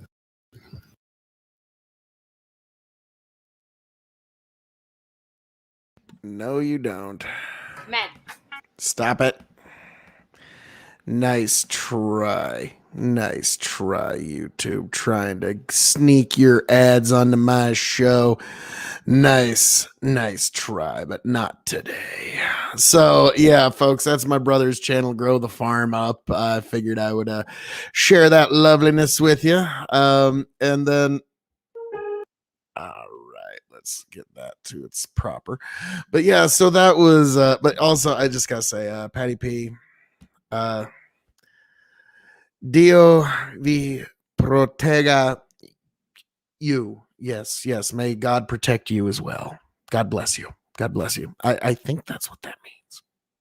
I don't know. But yeah, so folks, this has been a really fun evening getting to spend some time with all y'all. And this is a great poem. This was my poem of the week. And I figured, what the hell? I mean, we're here, we're together. I'm going to play my poem of the week. The Road Less Graveled by Uncle Handsome.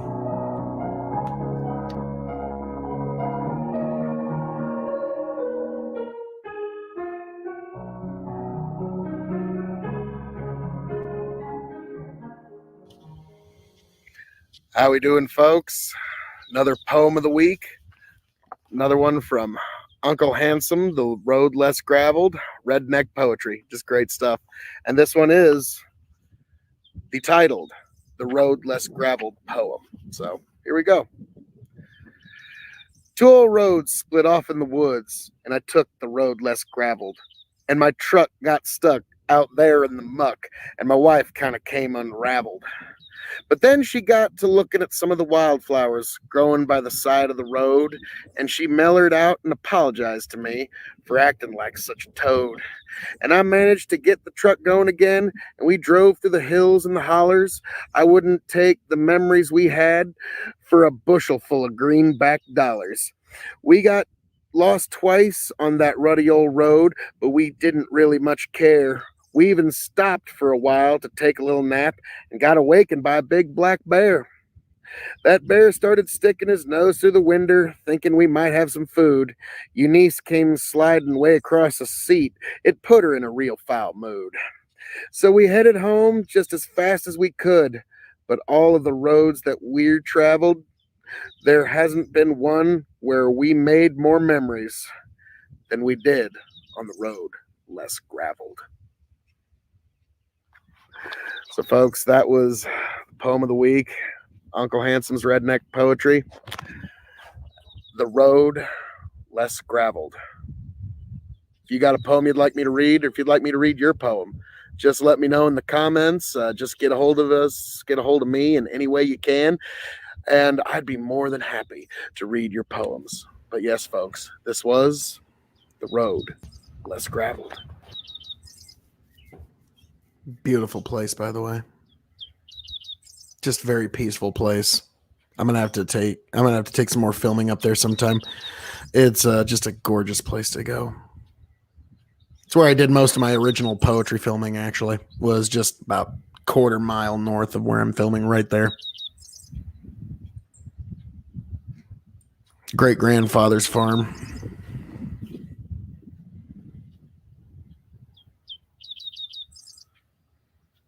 Beautiful.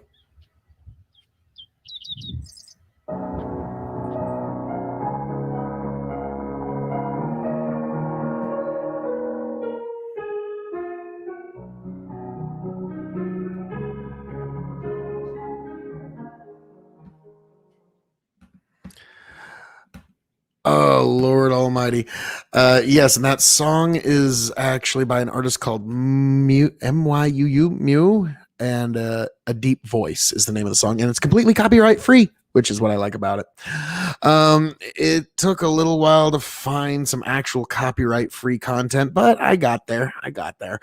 Well, copyright free music. That's the word I was looking for. But yeah, so that was just a good time. Now, folks, excuse me. It's been actually, now I remember. There's another thing I need to show you. This is also from the card game we had the other night. This was between me, Tony, and Chicken. We were playing poker, and wrestling came up. And so, it's going to be a fun time. And so, yes, this is my first attempt at clickbait. And so I said, WWE buyer revealed? ? And so it was too fun. Enjoy, all you beautiful people.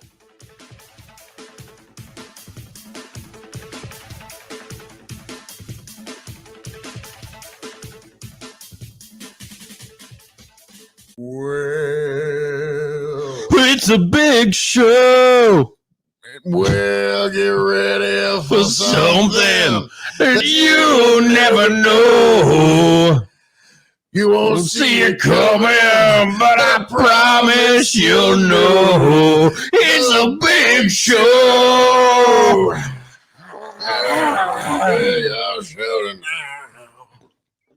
Hey guys, how's it going? Oh, Is that what we're doing? We're just going to sing pro wrestling No, that's theme not. song? No. That's not what we're gonna do at all. Why?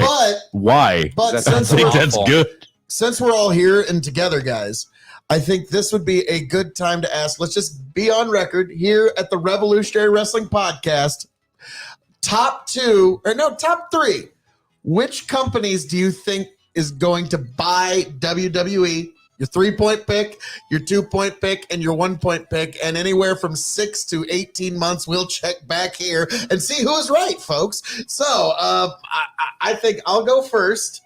My big 3 for who's going to buy WWE. Number 1, Disney. Number 2, NBC. And number 3, you heard it here, Universal Studios. When they sell. As they sell. Who are the biggest suckers on the planet going to be? That's the question. That's kind of the question. Who's going to be willing to kick up the billions? I think Disney is number 1. Disney's dumb enough to.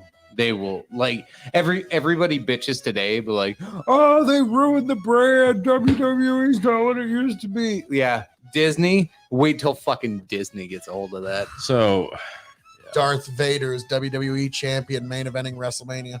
Oh my god, it's a moneymaker. The cast of Descendants invading Monday Night Raw. Oh my god, no.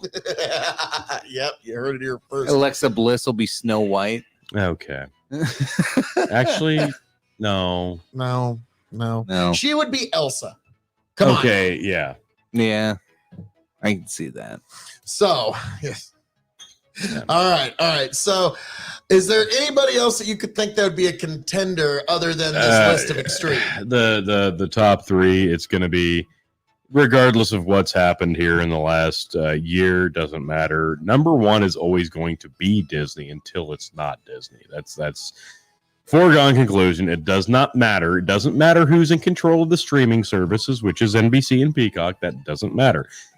If a sale ever does happen, Disney is going to be the first and foremost front runner to acquire that because they have to be. What professional wrestling is today does not matter. It's the brand, and Disney loves buying them some brands. And yes, Disney does love acquiring like just anything, and any brand they can do. Let me put it to you this way. I'm laying in bed last night, and I finished up watching something on Stars. I finished watching a series that I liked a lot when it aired, Rescue Me, on FX. For about probably the second or third time I've watched the entire series. Loved it. We doing this Dennis Leary thing. No. Shut up. Don't get us. Don't even bother starting us down that fucking road again. Again, let me just say, I had the Stars package on my Amazon Prime specifically just to watch this series again because I liked it so much. I finished that up, and I'm like, okay, now I can get back into the other stuff that I've been lacking on, which Fair was enough. I finished up WandaVision on Disney Plus. That was good, right? Loved it. Honestly, I didn't think I was going to like it. I really didn't think I was going to like it. I loved it. I thought it was great. By the end of it, I'm like, oh my God, I want to see more. I want to see a season 2. Obviously, they're probably not going to do that. Doesn't matter. Loved it. Thought it was great. Everything that Disney Plus has done in terms of series, Mandalorian, both seasons, I've loved those. So I'm like, I'm going to get back into the Falcon and Winter Soldier. I watched an episode and a half. I trailed off. I didn't get to finish it. I came back. I'm almost done with it now. And that is just fantastic. And it's a testament to looking at what Disney is as a whole. You think about Disney, you're thinking about Pixar, you're thinking about kids movies, you're thinking about animation, you're thinking about computer fun, family-friendly films. But if you watch The Falcon and the Winter Soldier, they're dropping the word shit and bullshit left and right in this thing. Lazy writing. It doesn't matter. Easy booking. Doesn't matter. But they're still doing it. And I'm like, you almost forget that you're watching a Disney streaming service while you're watching it because the violence factor in this specific series is so high that it actually surprised me. I'm like, I remember halfway through, I'm like, I'm still watching this on a Disney streaming service, and they're dropping the word bullshit and shit, and this guy just got stabbed. This guy just got stabbed, and this guy just got shot in the head, and this guy just got murdered, and I'm like, this is still a Disney streaming service. So it's not like they're afraid to go after the money. They're not afraid to acquire the brand that's going to make them the most money. So again, yes, the top is always going to be Disney. They are always going to be looking to buy WWE. It doesn't matter what they've done in the past, doesn't what they've done in the present, doesn't mean what they will do in the future. Disney is absolutely, because if you can imagine the WWE network on Disney Plus streaming, yeah, that's a monster. That is an absolute monster. And then, yes, of course, second place will be NBC and Peacock, and third place will be Fox, ESPN, whatever the fucking. Hey, it doesn't matter because none of them were actually in contention. Does Does not fucking matter. Yeah, The also the ran. fan of fans, the king of fans, Urasama. How you doing, I good don't sir? know if those are going to be the ones Yeah, it's tough to get into that any can American really TV. mount the money to do it. Yeah. I think will it's recommend gotta the be somebody that's 2015 really series, the into streaming, NBC and series Hannibal. think It's what really Disney's fucking killing it. good. You the need reason to I check think it it'd be out. Disney is because WWE's on Peacock, and so this Yo, would be a way to for Disney you, advertise their Urasama. content How we doing, on good sir? NBC's brand. Right, but you got to. We're watching some Revolutionary Wrestling Podcast NBC Roundtable. owns USA, correct? I So, believe so. NBC owns USA. That's always been a bit of a contention since WWE debuted on Fox, right? We're going on 2 years now? That's been a bit of a contention piece. So WWE hasn't hitched their horse to one buggy. They've branched out a bit. They're Glad to feeling see the you, waters Urasama. out, and I hope they're you have a at safe least 4th considering weekend. their I want to options. see you And back here, happy, in healthy, terms much of the business wiser. partners, All 10 they're fingers and floating toes things still out there, intact. the potential businesses with New Japan. They're making it appealing to purchase that brand. And we've discussed this before. They're not closing any doors. They're leaving everything open. They're trimming the fat, and they did it again today. They released many other people today. This is about and Tyler Breeze and many others. Police. Yes. They're trimming the fat. They're making a sale appealing. Brutal. Oh, and yeah. It's probably going to be NBC or Disney. Okay, so what's going on with Aleister Black while we're talking about releases? Because there's a lot of shit. Okay, I'm going to pause that for just a second because I need to bring this up. You're talking about The Old Man of the Sea, the old movie. I'll never forget when my daughter was very little. Me, her mother, and my daughter, we were all living in this house and the TV hadn't been hooked up yet. And so all we had was a handful of DVDs. And one of them that we had was Planet Earth with David Attenborough. Or was it Richard Attenborough? One of the Attenborough brothers was narrating. And we also had I'm singing in the rain, just singing in the rain. What a glorious feeling. I'm happy again. Got a smile on my face with a happy refrain. Just singing and dancing in the rain. Yes, Singing in the Rain, the original movie, the old 1950s version where interpretive dance is all over the place. And they got the Gotta Dance, which is really weird because when I watched that later, when I watched documentaries about North Korea, all of them kind of reminded me of that Gotta Dancing from Singing in the Rain, which is just it's bizarre. Ursa, honestly, you got a pretty good singing voice. Oh, thank you. I try. It's just, it's fun for me. But yeah, that if you ever watch anything about the performances in North Korea, watch the Gotta Dance scene from Singing in the Rain, and then watch any performance in North Korea, and their similarity is just what the fuck am I watching? Everything is still a 1950s show in North Korea, which is so fascinating. So but I try. What can I say? Thank you. I'll be here all night. Remember, always tip your waitress. But AEW. What can I say? It's going to be what can AEW. I say? Think so? I don't think 90%. I don't think he wants. Yeah, to go it back. is. He should not. They're begging. Check for out him to come Arirang back. Games They screwed Vice up. They went News back. Guide to North Korea. They get the sorry ex-girlfriend thing It's going like on. 120,000 person version of it. I'm so sorry. He was a pet project of Paul Heyman when he was in creative control on Lord. Monday Night Raw. And when they removed Paul for whatever fucking reason from creative control. Poker fell by night's the always wayside. fun at my His place. Vince side. needed a sacrificial lamb to say, "Look, see what I Yeah, did." 'cause Fox putting and Bruce in- USA, yeah. You play I poker, fired somebody." Urasama? So that, Curious. That happens all the time. Putting in the Bruce corporate in world. charge was such a good So, fucking move. like I think I pretty much list them. Is there any other contenders you can think of that you would want to add to this list?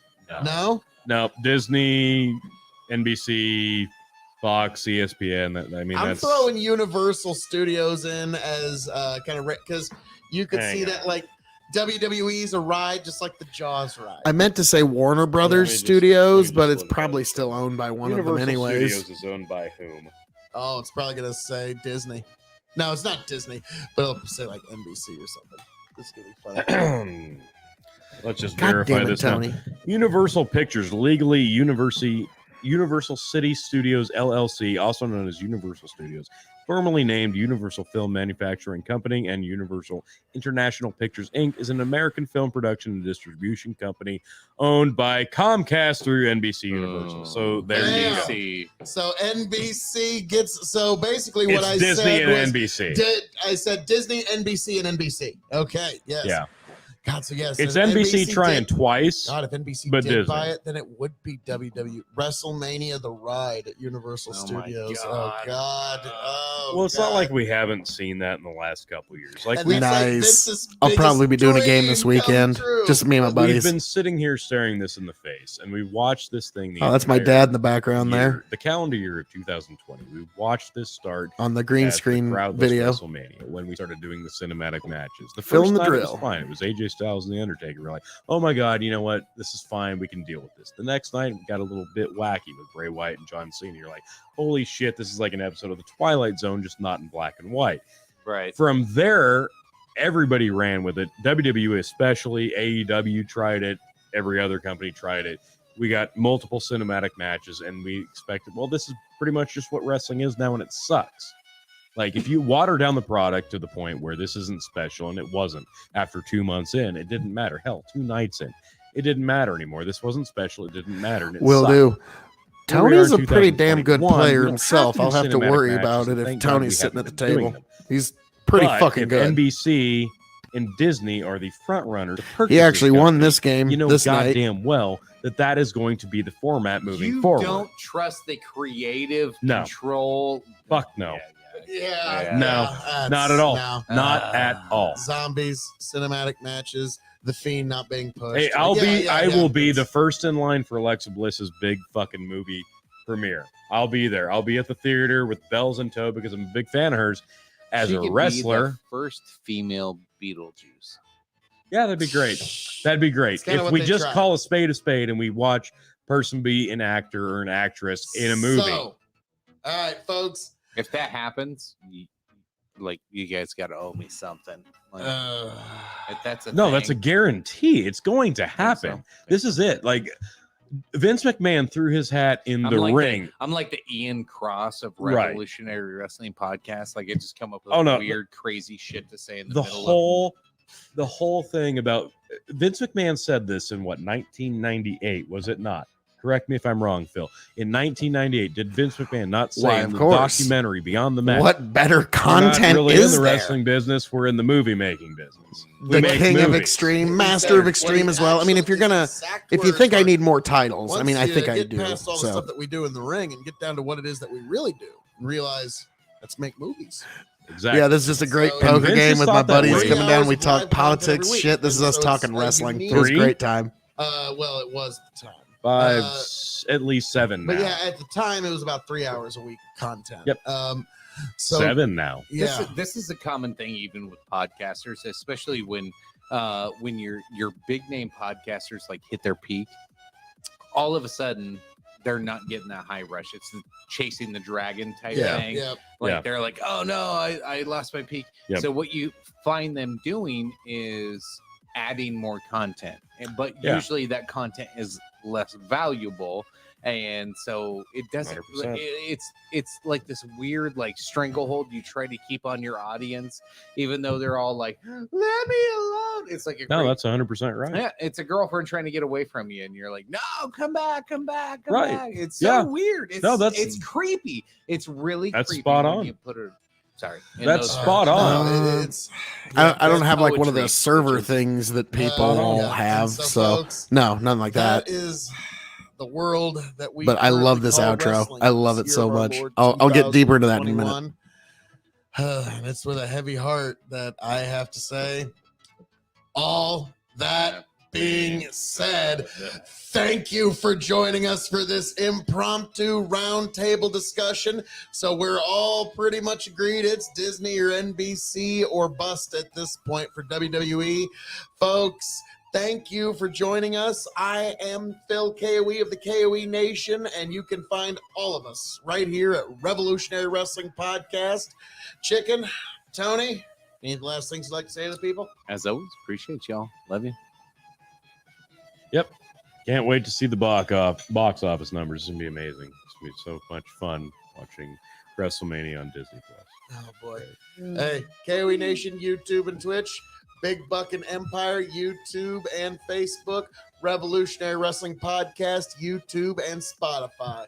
Catch you on the flip side. Good night. To here and see if it just smooths itself out. Tell you what I'll do if I ever get back. I promise to refabricate you, raging rivers of gold. That's what the brochure advertised. And now we're lost. We gotta take it down. Let you down slow. It's hard to survive. Ah, yes. El Dorado. Oh, Lord. El Dorado. Yes, but no, I am on Discord. I don't have the server thing that some folks have. So, but yeah, I'm on Discord. That's how I communicate with some of these folks. It's pretty fun. But yes. So yeah, but no, if you want to find me on Twitch, KOE Nation on Twitch, KOE Nation on YouTube. That's the best place to find me. But Urasama says, I guess you'd play poker similar to me. Use your big personality to set up master bluffs. Like, I've often kind of joked, I don't know if I'd be a very good online poker player. I mean, there's no one to bullshit. Oh, yes. And also I've been told before, it's like, Phil, if you weren't as big as you were, your mouth would get you in a lot more trouble. Because yeah, I'm like 6'3" and rather large human. Just so, like, I've often been told if I'm not as big as I was, my mouth would get me in a lot of trouble. But yes, the outro of Legend, but that's the new outro for my videos where I do If I Ever Get Back. And I figure, like, what the hell, it's just a nice way to, you know, and it gives a shout out to me, Tony Chicken, lets everybody know where all of our shit is, and it's just right there at the end. Urasama, yeah, it needs to be in person for that kind of play. Yeah, and and I'm gonna start teaching my daughter how to play poker, and the two big rules that she needs to know if you're gonna play poker: don't fold sets and don't drink. That's pretty much it. If you could just follow them two, don't fold sets and don't drink, you're gonna do fucking great. And by sets, if you don't know what that means, folks, this is a little bit of poker advice, not to be construed as actual poker advice, but this is just something to keep in mind. If you got a set, if you got pocket pair in your hand, and there's one card down, and so you got three of a kind, don't fold. Even if there's an obvious flush on the board, even if there's an obvious something, don't fold sets. Just don't. You don't have to raise them, but don't fold them. So that's my biggest thing that I've learned in poker is just don't fold sets and don't drink. That's it. Like I'll drink tonight with all y'all because it's 4th of July. It's Freedom Eve. Let's see. Chinchilla, it's okay. I wanted to message you. I do a Sunday show, 4 p.m. Eastern, with a bunch of non-political members. I'd like to interview you about American wrestling, your vibes, because I think you're cool. Fucking A right. Yeah. 4 p.m. Eastern. Do Sunday. Let's see. This week, obviously, isn't going to work. Next week, it'll just kind of depend on if detasseling season starts because I'm a farmer. But yeah, fuck yeah, I'd love to do.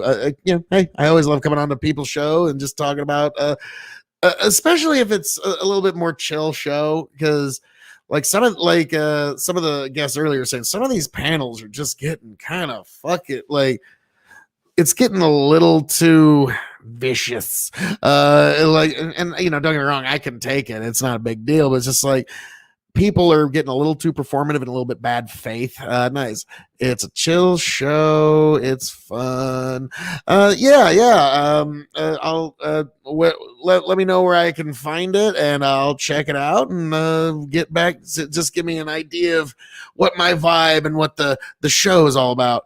It's with Europeans, though. You got to teach us about American stuff. All this. Oh, yes. This is going to be too fun. Chinchilla says, it's with Europeans, though. You got to teach us about American stuff. Oh, that's. I will message you from another Discord. Gotcha. But yeah. So, damn. Yeah. So Europe. Oh, this will be great. Well, now, something you got to know about here in America. Like, oh, God, it's going to be great. Now, obviously, yeah, sounds like a fun podcast, according to Urasama. Thank you. But yeah, that'll be fun. It'll be fun. Love you too. But yeah, that'll be like, what? What's this I hear about French fries? No, they are freedom fries, motherfucker. Like, just like go over the top on it. Oh, I ain't eating no Frenchy fry. No son of mine gonna eat no Frenchy fry. Like, oh man, that. Oh Lord Almighty. So yeah. I'm sure we'll it'll all mesh well. So, good God Almighty. So, sorry, I had a little bit too much fun with that. But yeah, I'll definitely talk wrestling and ask me questions. I'm a farmer. I'm actually a 5th generation farmer from Nebraska. If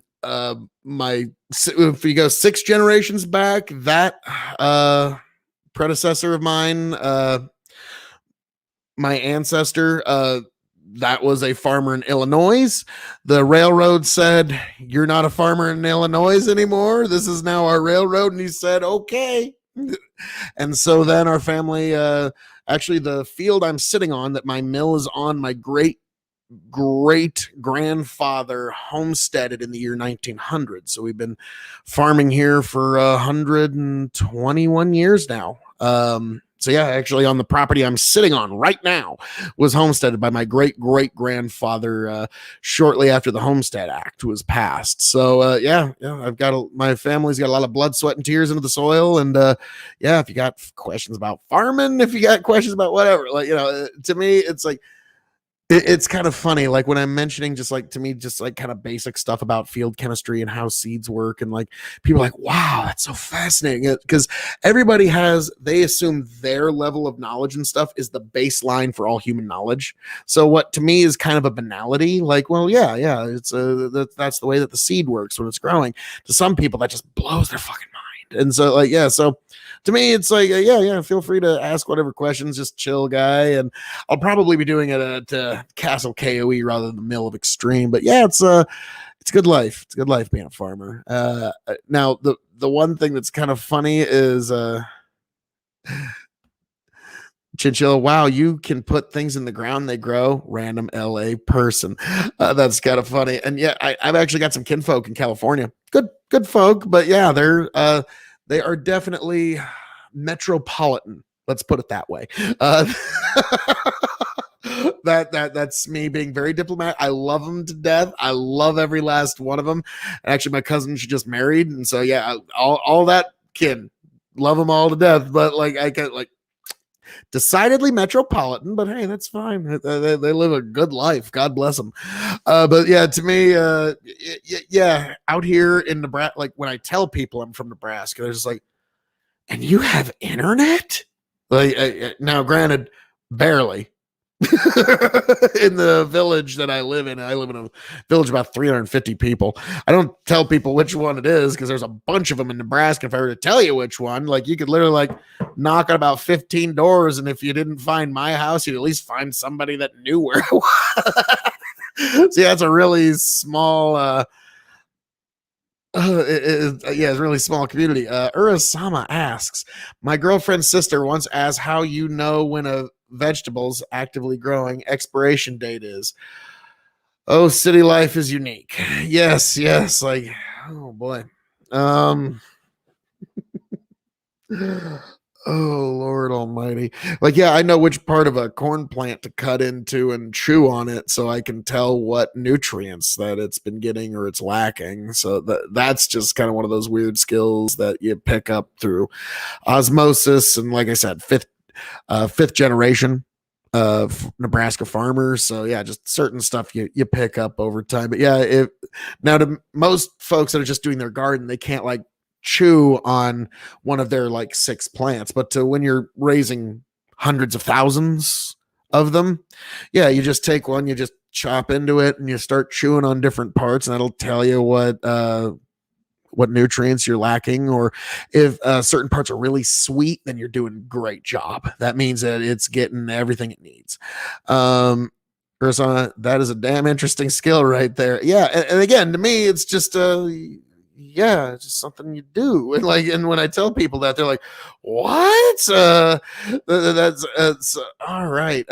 Chinchilla goes, oh man, I had it even crazier. When I was at the UK, they asked me, you got a car, so you must be the richest of all your village. Well, everyone has a car here, and per capita GDP is richer than the UK. I'm from the Netherlands. Oh, okay. But no, yeah, Netherlands, yeah, like it, people assume that, like, the folks in the big cities assume that it's just completely still backwards and like still 20 years behind in tech. Like, now in the more rural areas of the world, now in attitudes they might be, but in technology, I mean, roads go everywhere, and cell phones can go in a truck down the road to just about any old place, and now they're building towers everywhere. So yeah, the world's getting modernized. I mean, hell, I mean, I am me, a farmer in Nebraska, and my great grandfather's mill is connecting with people from all across the world right now, talking to all you beautiful people. The world is a lot smaller place than it used to be. That's the God's honest gospel truth. But yeah, Europe has always fascinated me. I've always had plans to go. I've got 3 places I want to go check out if I ever do go to Europe. Obviously, the Sistine Ceiling. I want to see that because hey, just triumph of art. So just Michelangelo's just triumph, the agony and the ecstasy. I have to see it. The Louvre Art Museum, if I have the chance. And then obviously, all right, my buddy Tony and I were huge fans of Scotch whiskey. And so my favorite distillery is Dalmore of the Highlands. And his favorite is Glenfiddich of the Speysides. Now, what's funny is, all right, here's Dalmore in the Highlands, hour and a half drive down, and there is Loch Ness. Loch fucking Ness is an hour and a half drive from my favorite distillery. And then another hour and 40 minutes away from Loch Ness, bam, is Tony's favorite distillery, Glenfiddich. So me and my buddy, we've got that on the bucket list that we're going to hit Dalmore, Loch Ness, Glenfiddich in a trip. So that's going to be really fun. Urasama says, farming probably has to be one of the most satisfying careers there is. You can lay your head down at night and know you're not fucking anybody over. There's a lot of professions that can't say that. So I can say it's a good, honest living. And people that do it, the people that are part of this industry with me, they're God's honest salt of the earth people. And yeah, I wouldn't trade them for nothing. Yeah, farming is an interesting profession. And like I was asked, like, how do you get certified to do that? It's like, well, I'm the son of a farmer's son of a farmer's son of a farmer's son of a farmer's son. Like I don't know how much further back it goes from there. That's it's in your blood. There's no other way.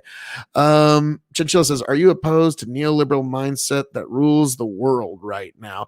I guess I would have to ask what you mean by that, by neoliberal specifically, because yes, there does seem to be some sort of shift in the thoughts and ideas that are kind of ruling our world, and there's been a hard shift of the Overton window online as to what is and isn't acceptable, and it's a little jarring, and I'm wondering when the pushback is finally going to hit.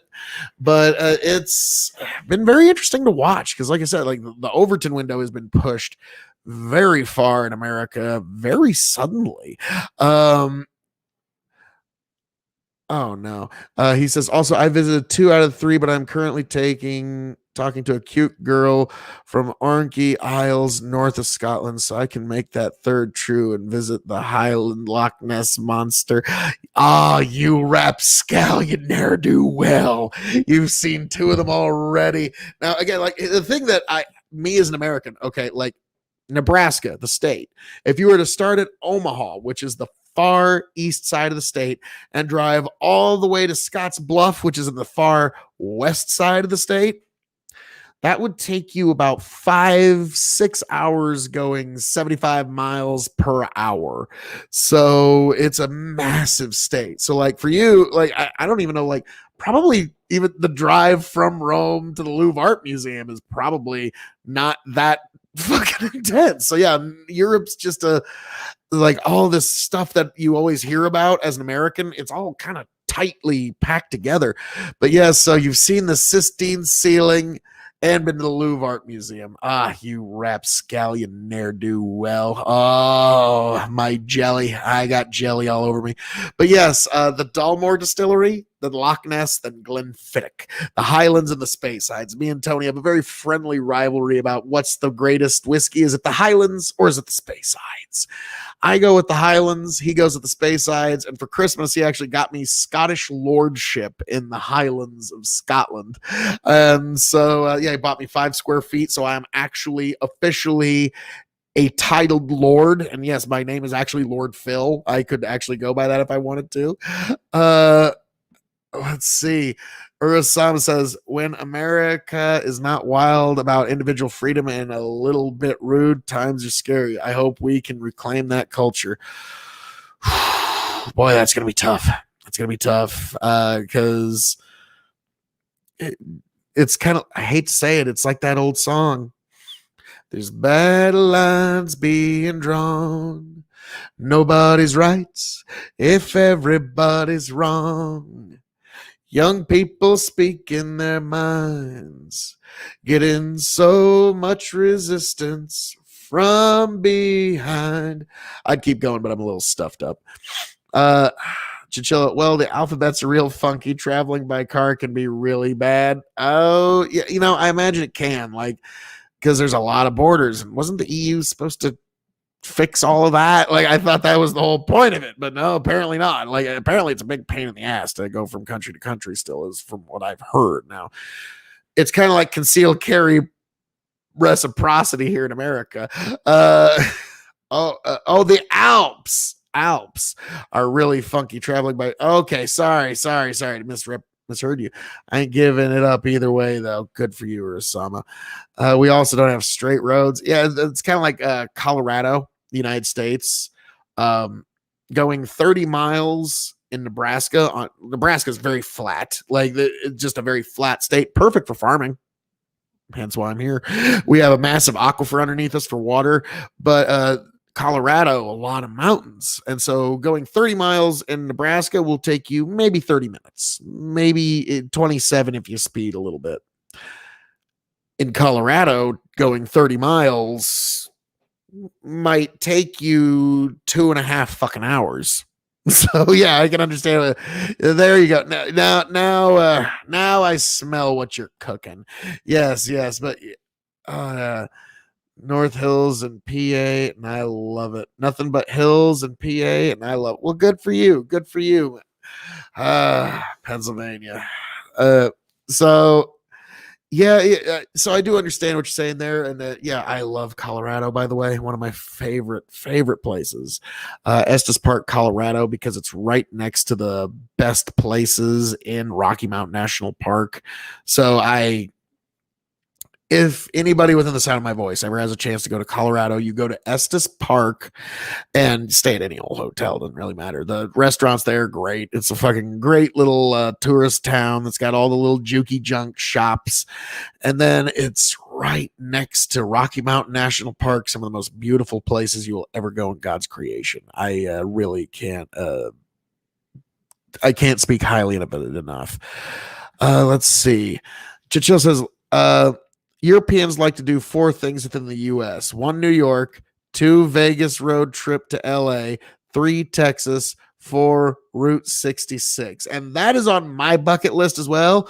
Route 66. I'm going to travel down old Route 66. Yeah, never mind. Fuck it. Actually, I'll never forget this. Y'all are going to be here to hear this story. This one, very old story. Okay, my grandmother, my grandma Norma, she was a fascinating lady, and she was always hooked up with like theaters. Like if there was a play of The Wizard of Oz, she would help produce it, and by produce, like basically donate money. That was like, so she would always help plays. And so I always got to see like the original Peter Pan play and The Wizard of Oz play, and she would always take me along with these. And there was this one time at the local theater, she brings me and my little brother, who's 2 years younger than me. And we're like, I'm like maybe 11, and my brother's maybe like 9. And she takes us to the local theater, and they're having this guy do a presentation on Route 66. And my brother and I'm 11, we are the youngest 2 people in that room by at least 50 years.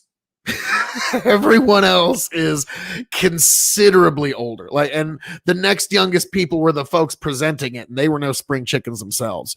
So like, yeah, there was folks that were like in their 90s, 80s, 70s, and that was the folks in the theater.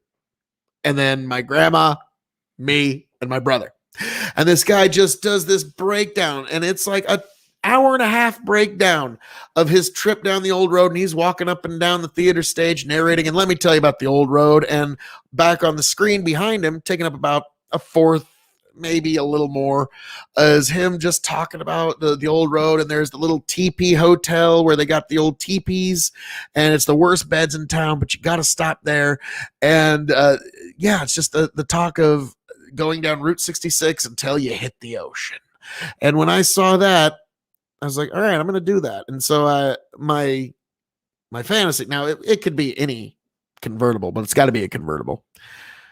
I would prefer a Ford Galaxy 500, but that's going to be a little spendy by the time I get to my 50s. And I'm in my 30s now. So that's how long I'm pushing that back on the bucket list. If I'm lucky enough, the Lord's lucky enough to let me make it to my 50s, I'm going to do this Route 66 thing. And yeah, so and just that's one of those just strange things I'll never forget when I ever think about my grandma. She's like, God bless you. And so she always was really big into theater. She was always really big into art. And she always insisted that I have a lot of cultural education. And yeah, I actually saw the original Wizard of Oz. The play, actually, which there's actually an extra song in there that a lot of people don't know about, where they talk about being in the jolly old land of Oz. Wake up at noon and go to work at 1. Take an hour for lunch, and then at 2 we're done. Jolly good fun. Ha ha ha, ho ho ho, and a couple of tra-la-las. That's how we laugh the day away in the jolly old land of Oz. Yeah, so I got to see all these plays because my grandma was producing them, just basically helping fund them. And so they gave her free tickets. And so I would be taken to these different towns all across Nebraska because she didn't care the town. So long as there was an active playhouse, she was doing it. And so, yeah, that one on Route 66, I'll never forget, because I just kind of joke with my brother to this day. It's like, We are the only two people alive that remember that presentation, brother. Everybody else is gone. It's just you and me. There's no one else because we were easily the youngest people that ever went to see that. And so that's definitely on the bucket list now is your Route 66. Vegas, I've been to. Vegas is fun, and Vegas is where Satan lives. Yes. He doesn't just summer there. He has a full-time condo at the top floor of one of the best casinos. Yes, Satan is a full-time resident of Las Vegas. I've been there. It's a great town. You can have a great time so long as you got the money to play. And to me, I think 48 hours, maybe 72, is as much time as you really should spend in Vegas. I think any more than that, get the fuck out. Like, I've never been to New York. I'll be honest with you. Never been there. Let's see. Every American tells me don't go to Vegas. It's sad because you see all people with gambling addictions. Not necessarily. Now you got to go to the Strip. Now, if you go to Fremont Street, where the folks who've seen some shit go to lose, yeah, that's a hang on to your wallet spot. But the Strip, trust me, you are being watched every second. That place is more secure than Fort Knox. Now, if you fuck around, if you start a fight or something, like you're going to have some dude in a tuxedo putting you in some jujitsu lock before you, like I've seen it. Like some dude like takes a swing and before he even like connects, there's like 3 bodyguards on him and just dragging him out. So yeah, Vegas, you got to be careful about. Now, like I said, if you got the money and if you're just there to spend and just be if you're just there to spend and you're just there to fucking have a good time, they'll make all your dreams come true. But if you fuck around, you'll find out. Let's see. Urasama got a cousin in Vegas, visited her and was mind blown that we had stars in the sky. She visited here and was mind blown. Oh, yeah, because in Vegas, you cannot see the stars. Forget it. Like, and that's one thing that like I take for granted that I was also taught how to navigate off the stars. Now, the easiest way, like, okay, just the cheat sheet. Arrivederci, Phil. Goodbye, America. Arrivederci, Patty P. Arrivederci. Goodbye. God bless. God bless. Arrivederci, Patty P. God bless you. Just the super fan. I love Patty P. But yes. But yeah, back to people. When it comes to the stars, I was actually taught how to navigate off the stars when I was a kid, and the real cheat sheet to it is find the Big Dipper. The Big Dipper is generally kind of in the north sky. It might be a little fucked up depending on the season, but it's generally kind of in the north sky. So if you find that, you're already kind of pointing north. Then if you find the Little Dipper's handle points right at the North Star. So, but really, if you can find the Big Dipper, you're pretty much close enough. But if you got to find exact magnetic north, Big Dipper, find the small Little Dipper, and then the handle basically points at the North Star. So I was always taught navigation off the stars and how to tell the seasons off the stars and when's a good time to, like, yeah, I was always, yeah, it's finding let's see. Urasama says, finding the Big Dipper is the only thing I can do. Good to know I'm good to go. And like I said, like right now, I think if I were to go outside, it's going to be a little closer to the west, but it's still generally like if you're facing the Big Dipper, you're probably facing northwest at now because the Big Dipper spins in the sky, basically, but it spins generally in the north sky, but it's just kind of depending on, you know, the seasons is where it's going to be sitting. So that's something to keep in mind. But yeah, once you find the Big Dipper, then look for the Little Dipper. And then, like I said, the handle is pointing right at the fucking North Star. So, but it's literally like right in between them a little bit, but favoring the Little Dipper a little more. So that's always, yeah. So, but some folks, like you said, when they live in these big cities, they never see the stars. And to me, that blows my mind. Like when I hear people talk about this stand on grass meme. Let's see. I got to get some sleep. Have a good night, Phil, and the rest of chat. Yes, God bless you, Urasama. Thanks for stopping by. And just always, Urasama, just a fucking great salt of the earth guy. But yeah, this new stand on grass meme kind of like makes me shake my or scratch my head a little bit. Like, what do you mean? Like night, man. I couldn't imagine never seeing stars. Yeah, that would be rough. Because Leah, like I navigate on the stars. Thank you for stepping by, person from the other chat. Yep, we've got YouTube and Twitch coming together, folks. True unity, true unity. See, unity is possible. But yeah, so to me, like these like what Urasama calls, that's an interesting skill. It's like I don't know. Like what's really weird is my grade school really emphasized star constellations and being able to and Greek mythology, which all my buddies, like when we went out to college, we were like, why does nobody know any of this shit? Like, but no, like our grade school here in town really fucking pounded Greek mythology, constellations, star navigation. And so we're all like, all of us can find our way on the stars, but none of our college buddies could. They were all fucking, they didn't know shit from apple butter when they were looking up at the sky. It was actually pretty funny. So that was, again, just a couple of little looks back, but thank you, Chinchilla. You helped me take a trip down memory lane, thinking about some bucket list stuff. So a trip to Scotland is definitely, oh my God, isn't the earth flat? The first thing that ever got me online was Flat Earth. Okay. My buddy Chicken invited me on to his show that him and Tony had been doing to talk about Flat Earth. And I was just like, oh, really? And so basically my perspective was just to shit on Flat Earth. And so they like, so, and they were like, telling me like, so Phil, so apparently they say the earth is flat and it's like falling up, and that explains gravity. And I'm like, are you fucking serious? And so, yeah, I spent the time just disproving flat earth because two things actually. Now, one's going to be not a big deal for folks in Europe. The other one's going to be like, what? But first one, my grandfather was a pilot, actual certified pilot, and I've actually been up in his plane. I've actually got it up to 15,000 feet. It's like, it's fucking sweet. And when you get up to a certain feet, you actually have to account for the curvature of the earth in your calculations for destination arrival. So that's one.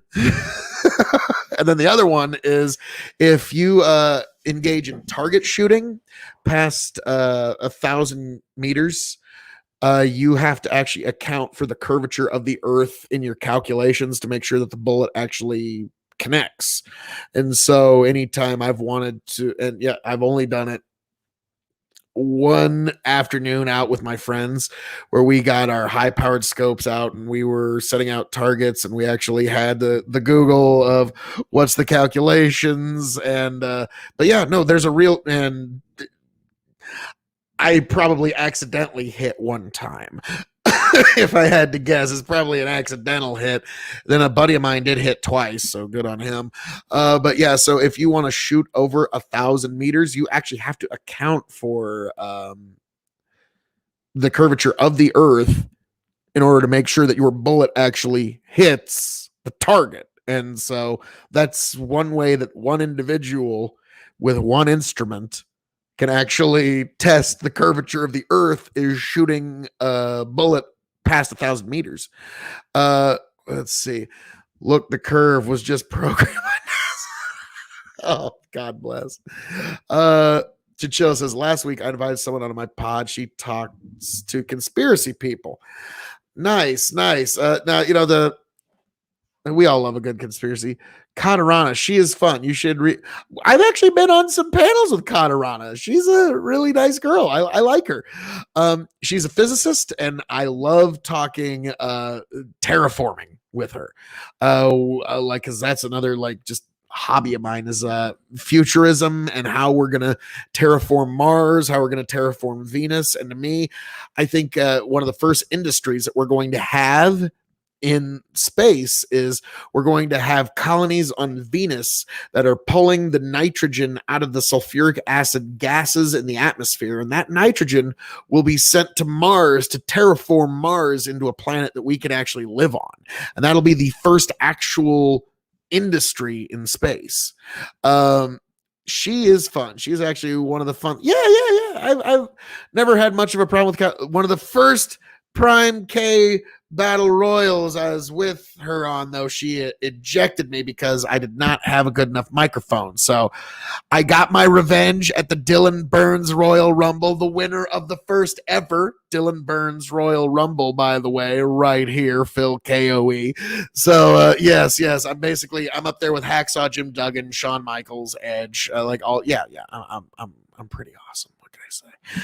But yeah, I've actually enjoyed a lot of my interactions. There's only been a handful that haven't been he goes, shut up, just nuke the poles of the Mars. Now what's kind of funny is I actually dropped there's a really annoying plant to us farmers. It's called Pomeramaranth. It's a weed, and it's almost impossible to fucking kill. And so my joke is, if the nuclear bomb hits, there's going to be nothing but cockroaches and Pomeramaranth left. That's it. So if you were to just, it's a Palmer Amaranth. Yes. And it's a special breed of it, and you just can't fucking kill the shit. And so I've joked with folks who get it terraforming. It's like, forget sending algae to these planets to get photosynthesis started. Just send one flake of a seed of Palmer Amaranth.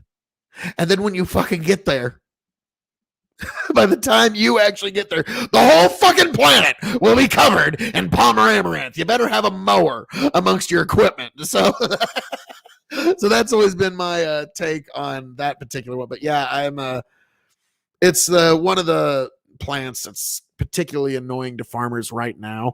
Sorry, I was trying to make a Twitch joke.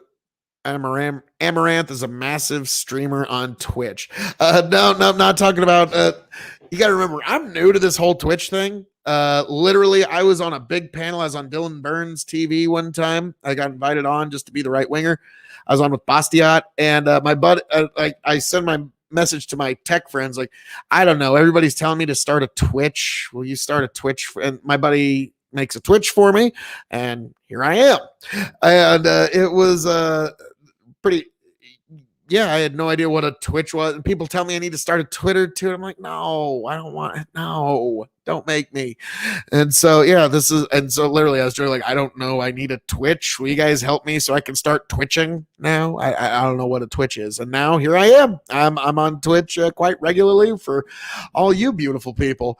But yeah, that was just a good time. But hey, Chinchilla, definitely send me a message, because folks, as I'm known to say around here, all that being said, thank you for joining us for this Freedom Eve, 4th of July Eve now edition of the K.O.E Nation on YouTube and Twitch. Every last one of you beautiful people, I want you to make it back here happy, healthy, much the wiser. Freedom!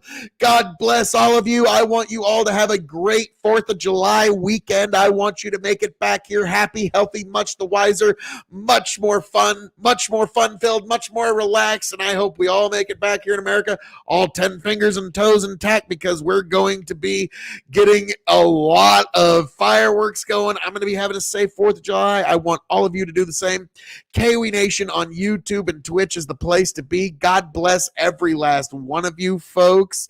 I want all of you to come back here so we can enjoy this beautiful adventure that we call life, and we can do it together, and we can do it here at the K.O.E Nation, you beautiful people. Now folks, you definitely need to like, share, subscribe to K.O.E Nation on YouTube and Twitch. But folks, and yes, we got American freedom, yo. Yes, have fun, bless you, and yes, a good salute and a God bless you all the way from America over to here to all you folks in Europe. But folks, thank you for being here. Thank you for joining us. joining us. God bless you all. And we actually have an outro for once. I'm getting all like professional-ish on you now, folks. So here we go now. We've got our actual outro that I got queued up. So here we go. God bless you all. Happy 4th, and I'll catch you on the flip side.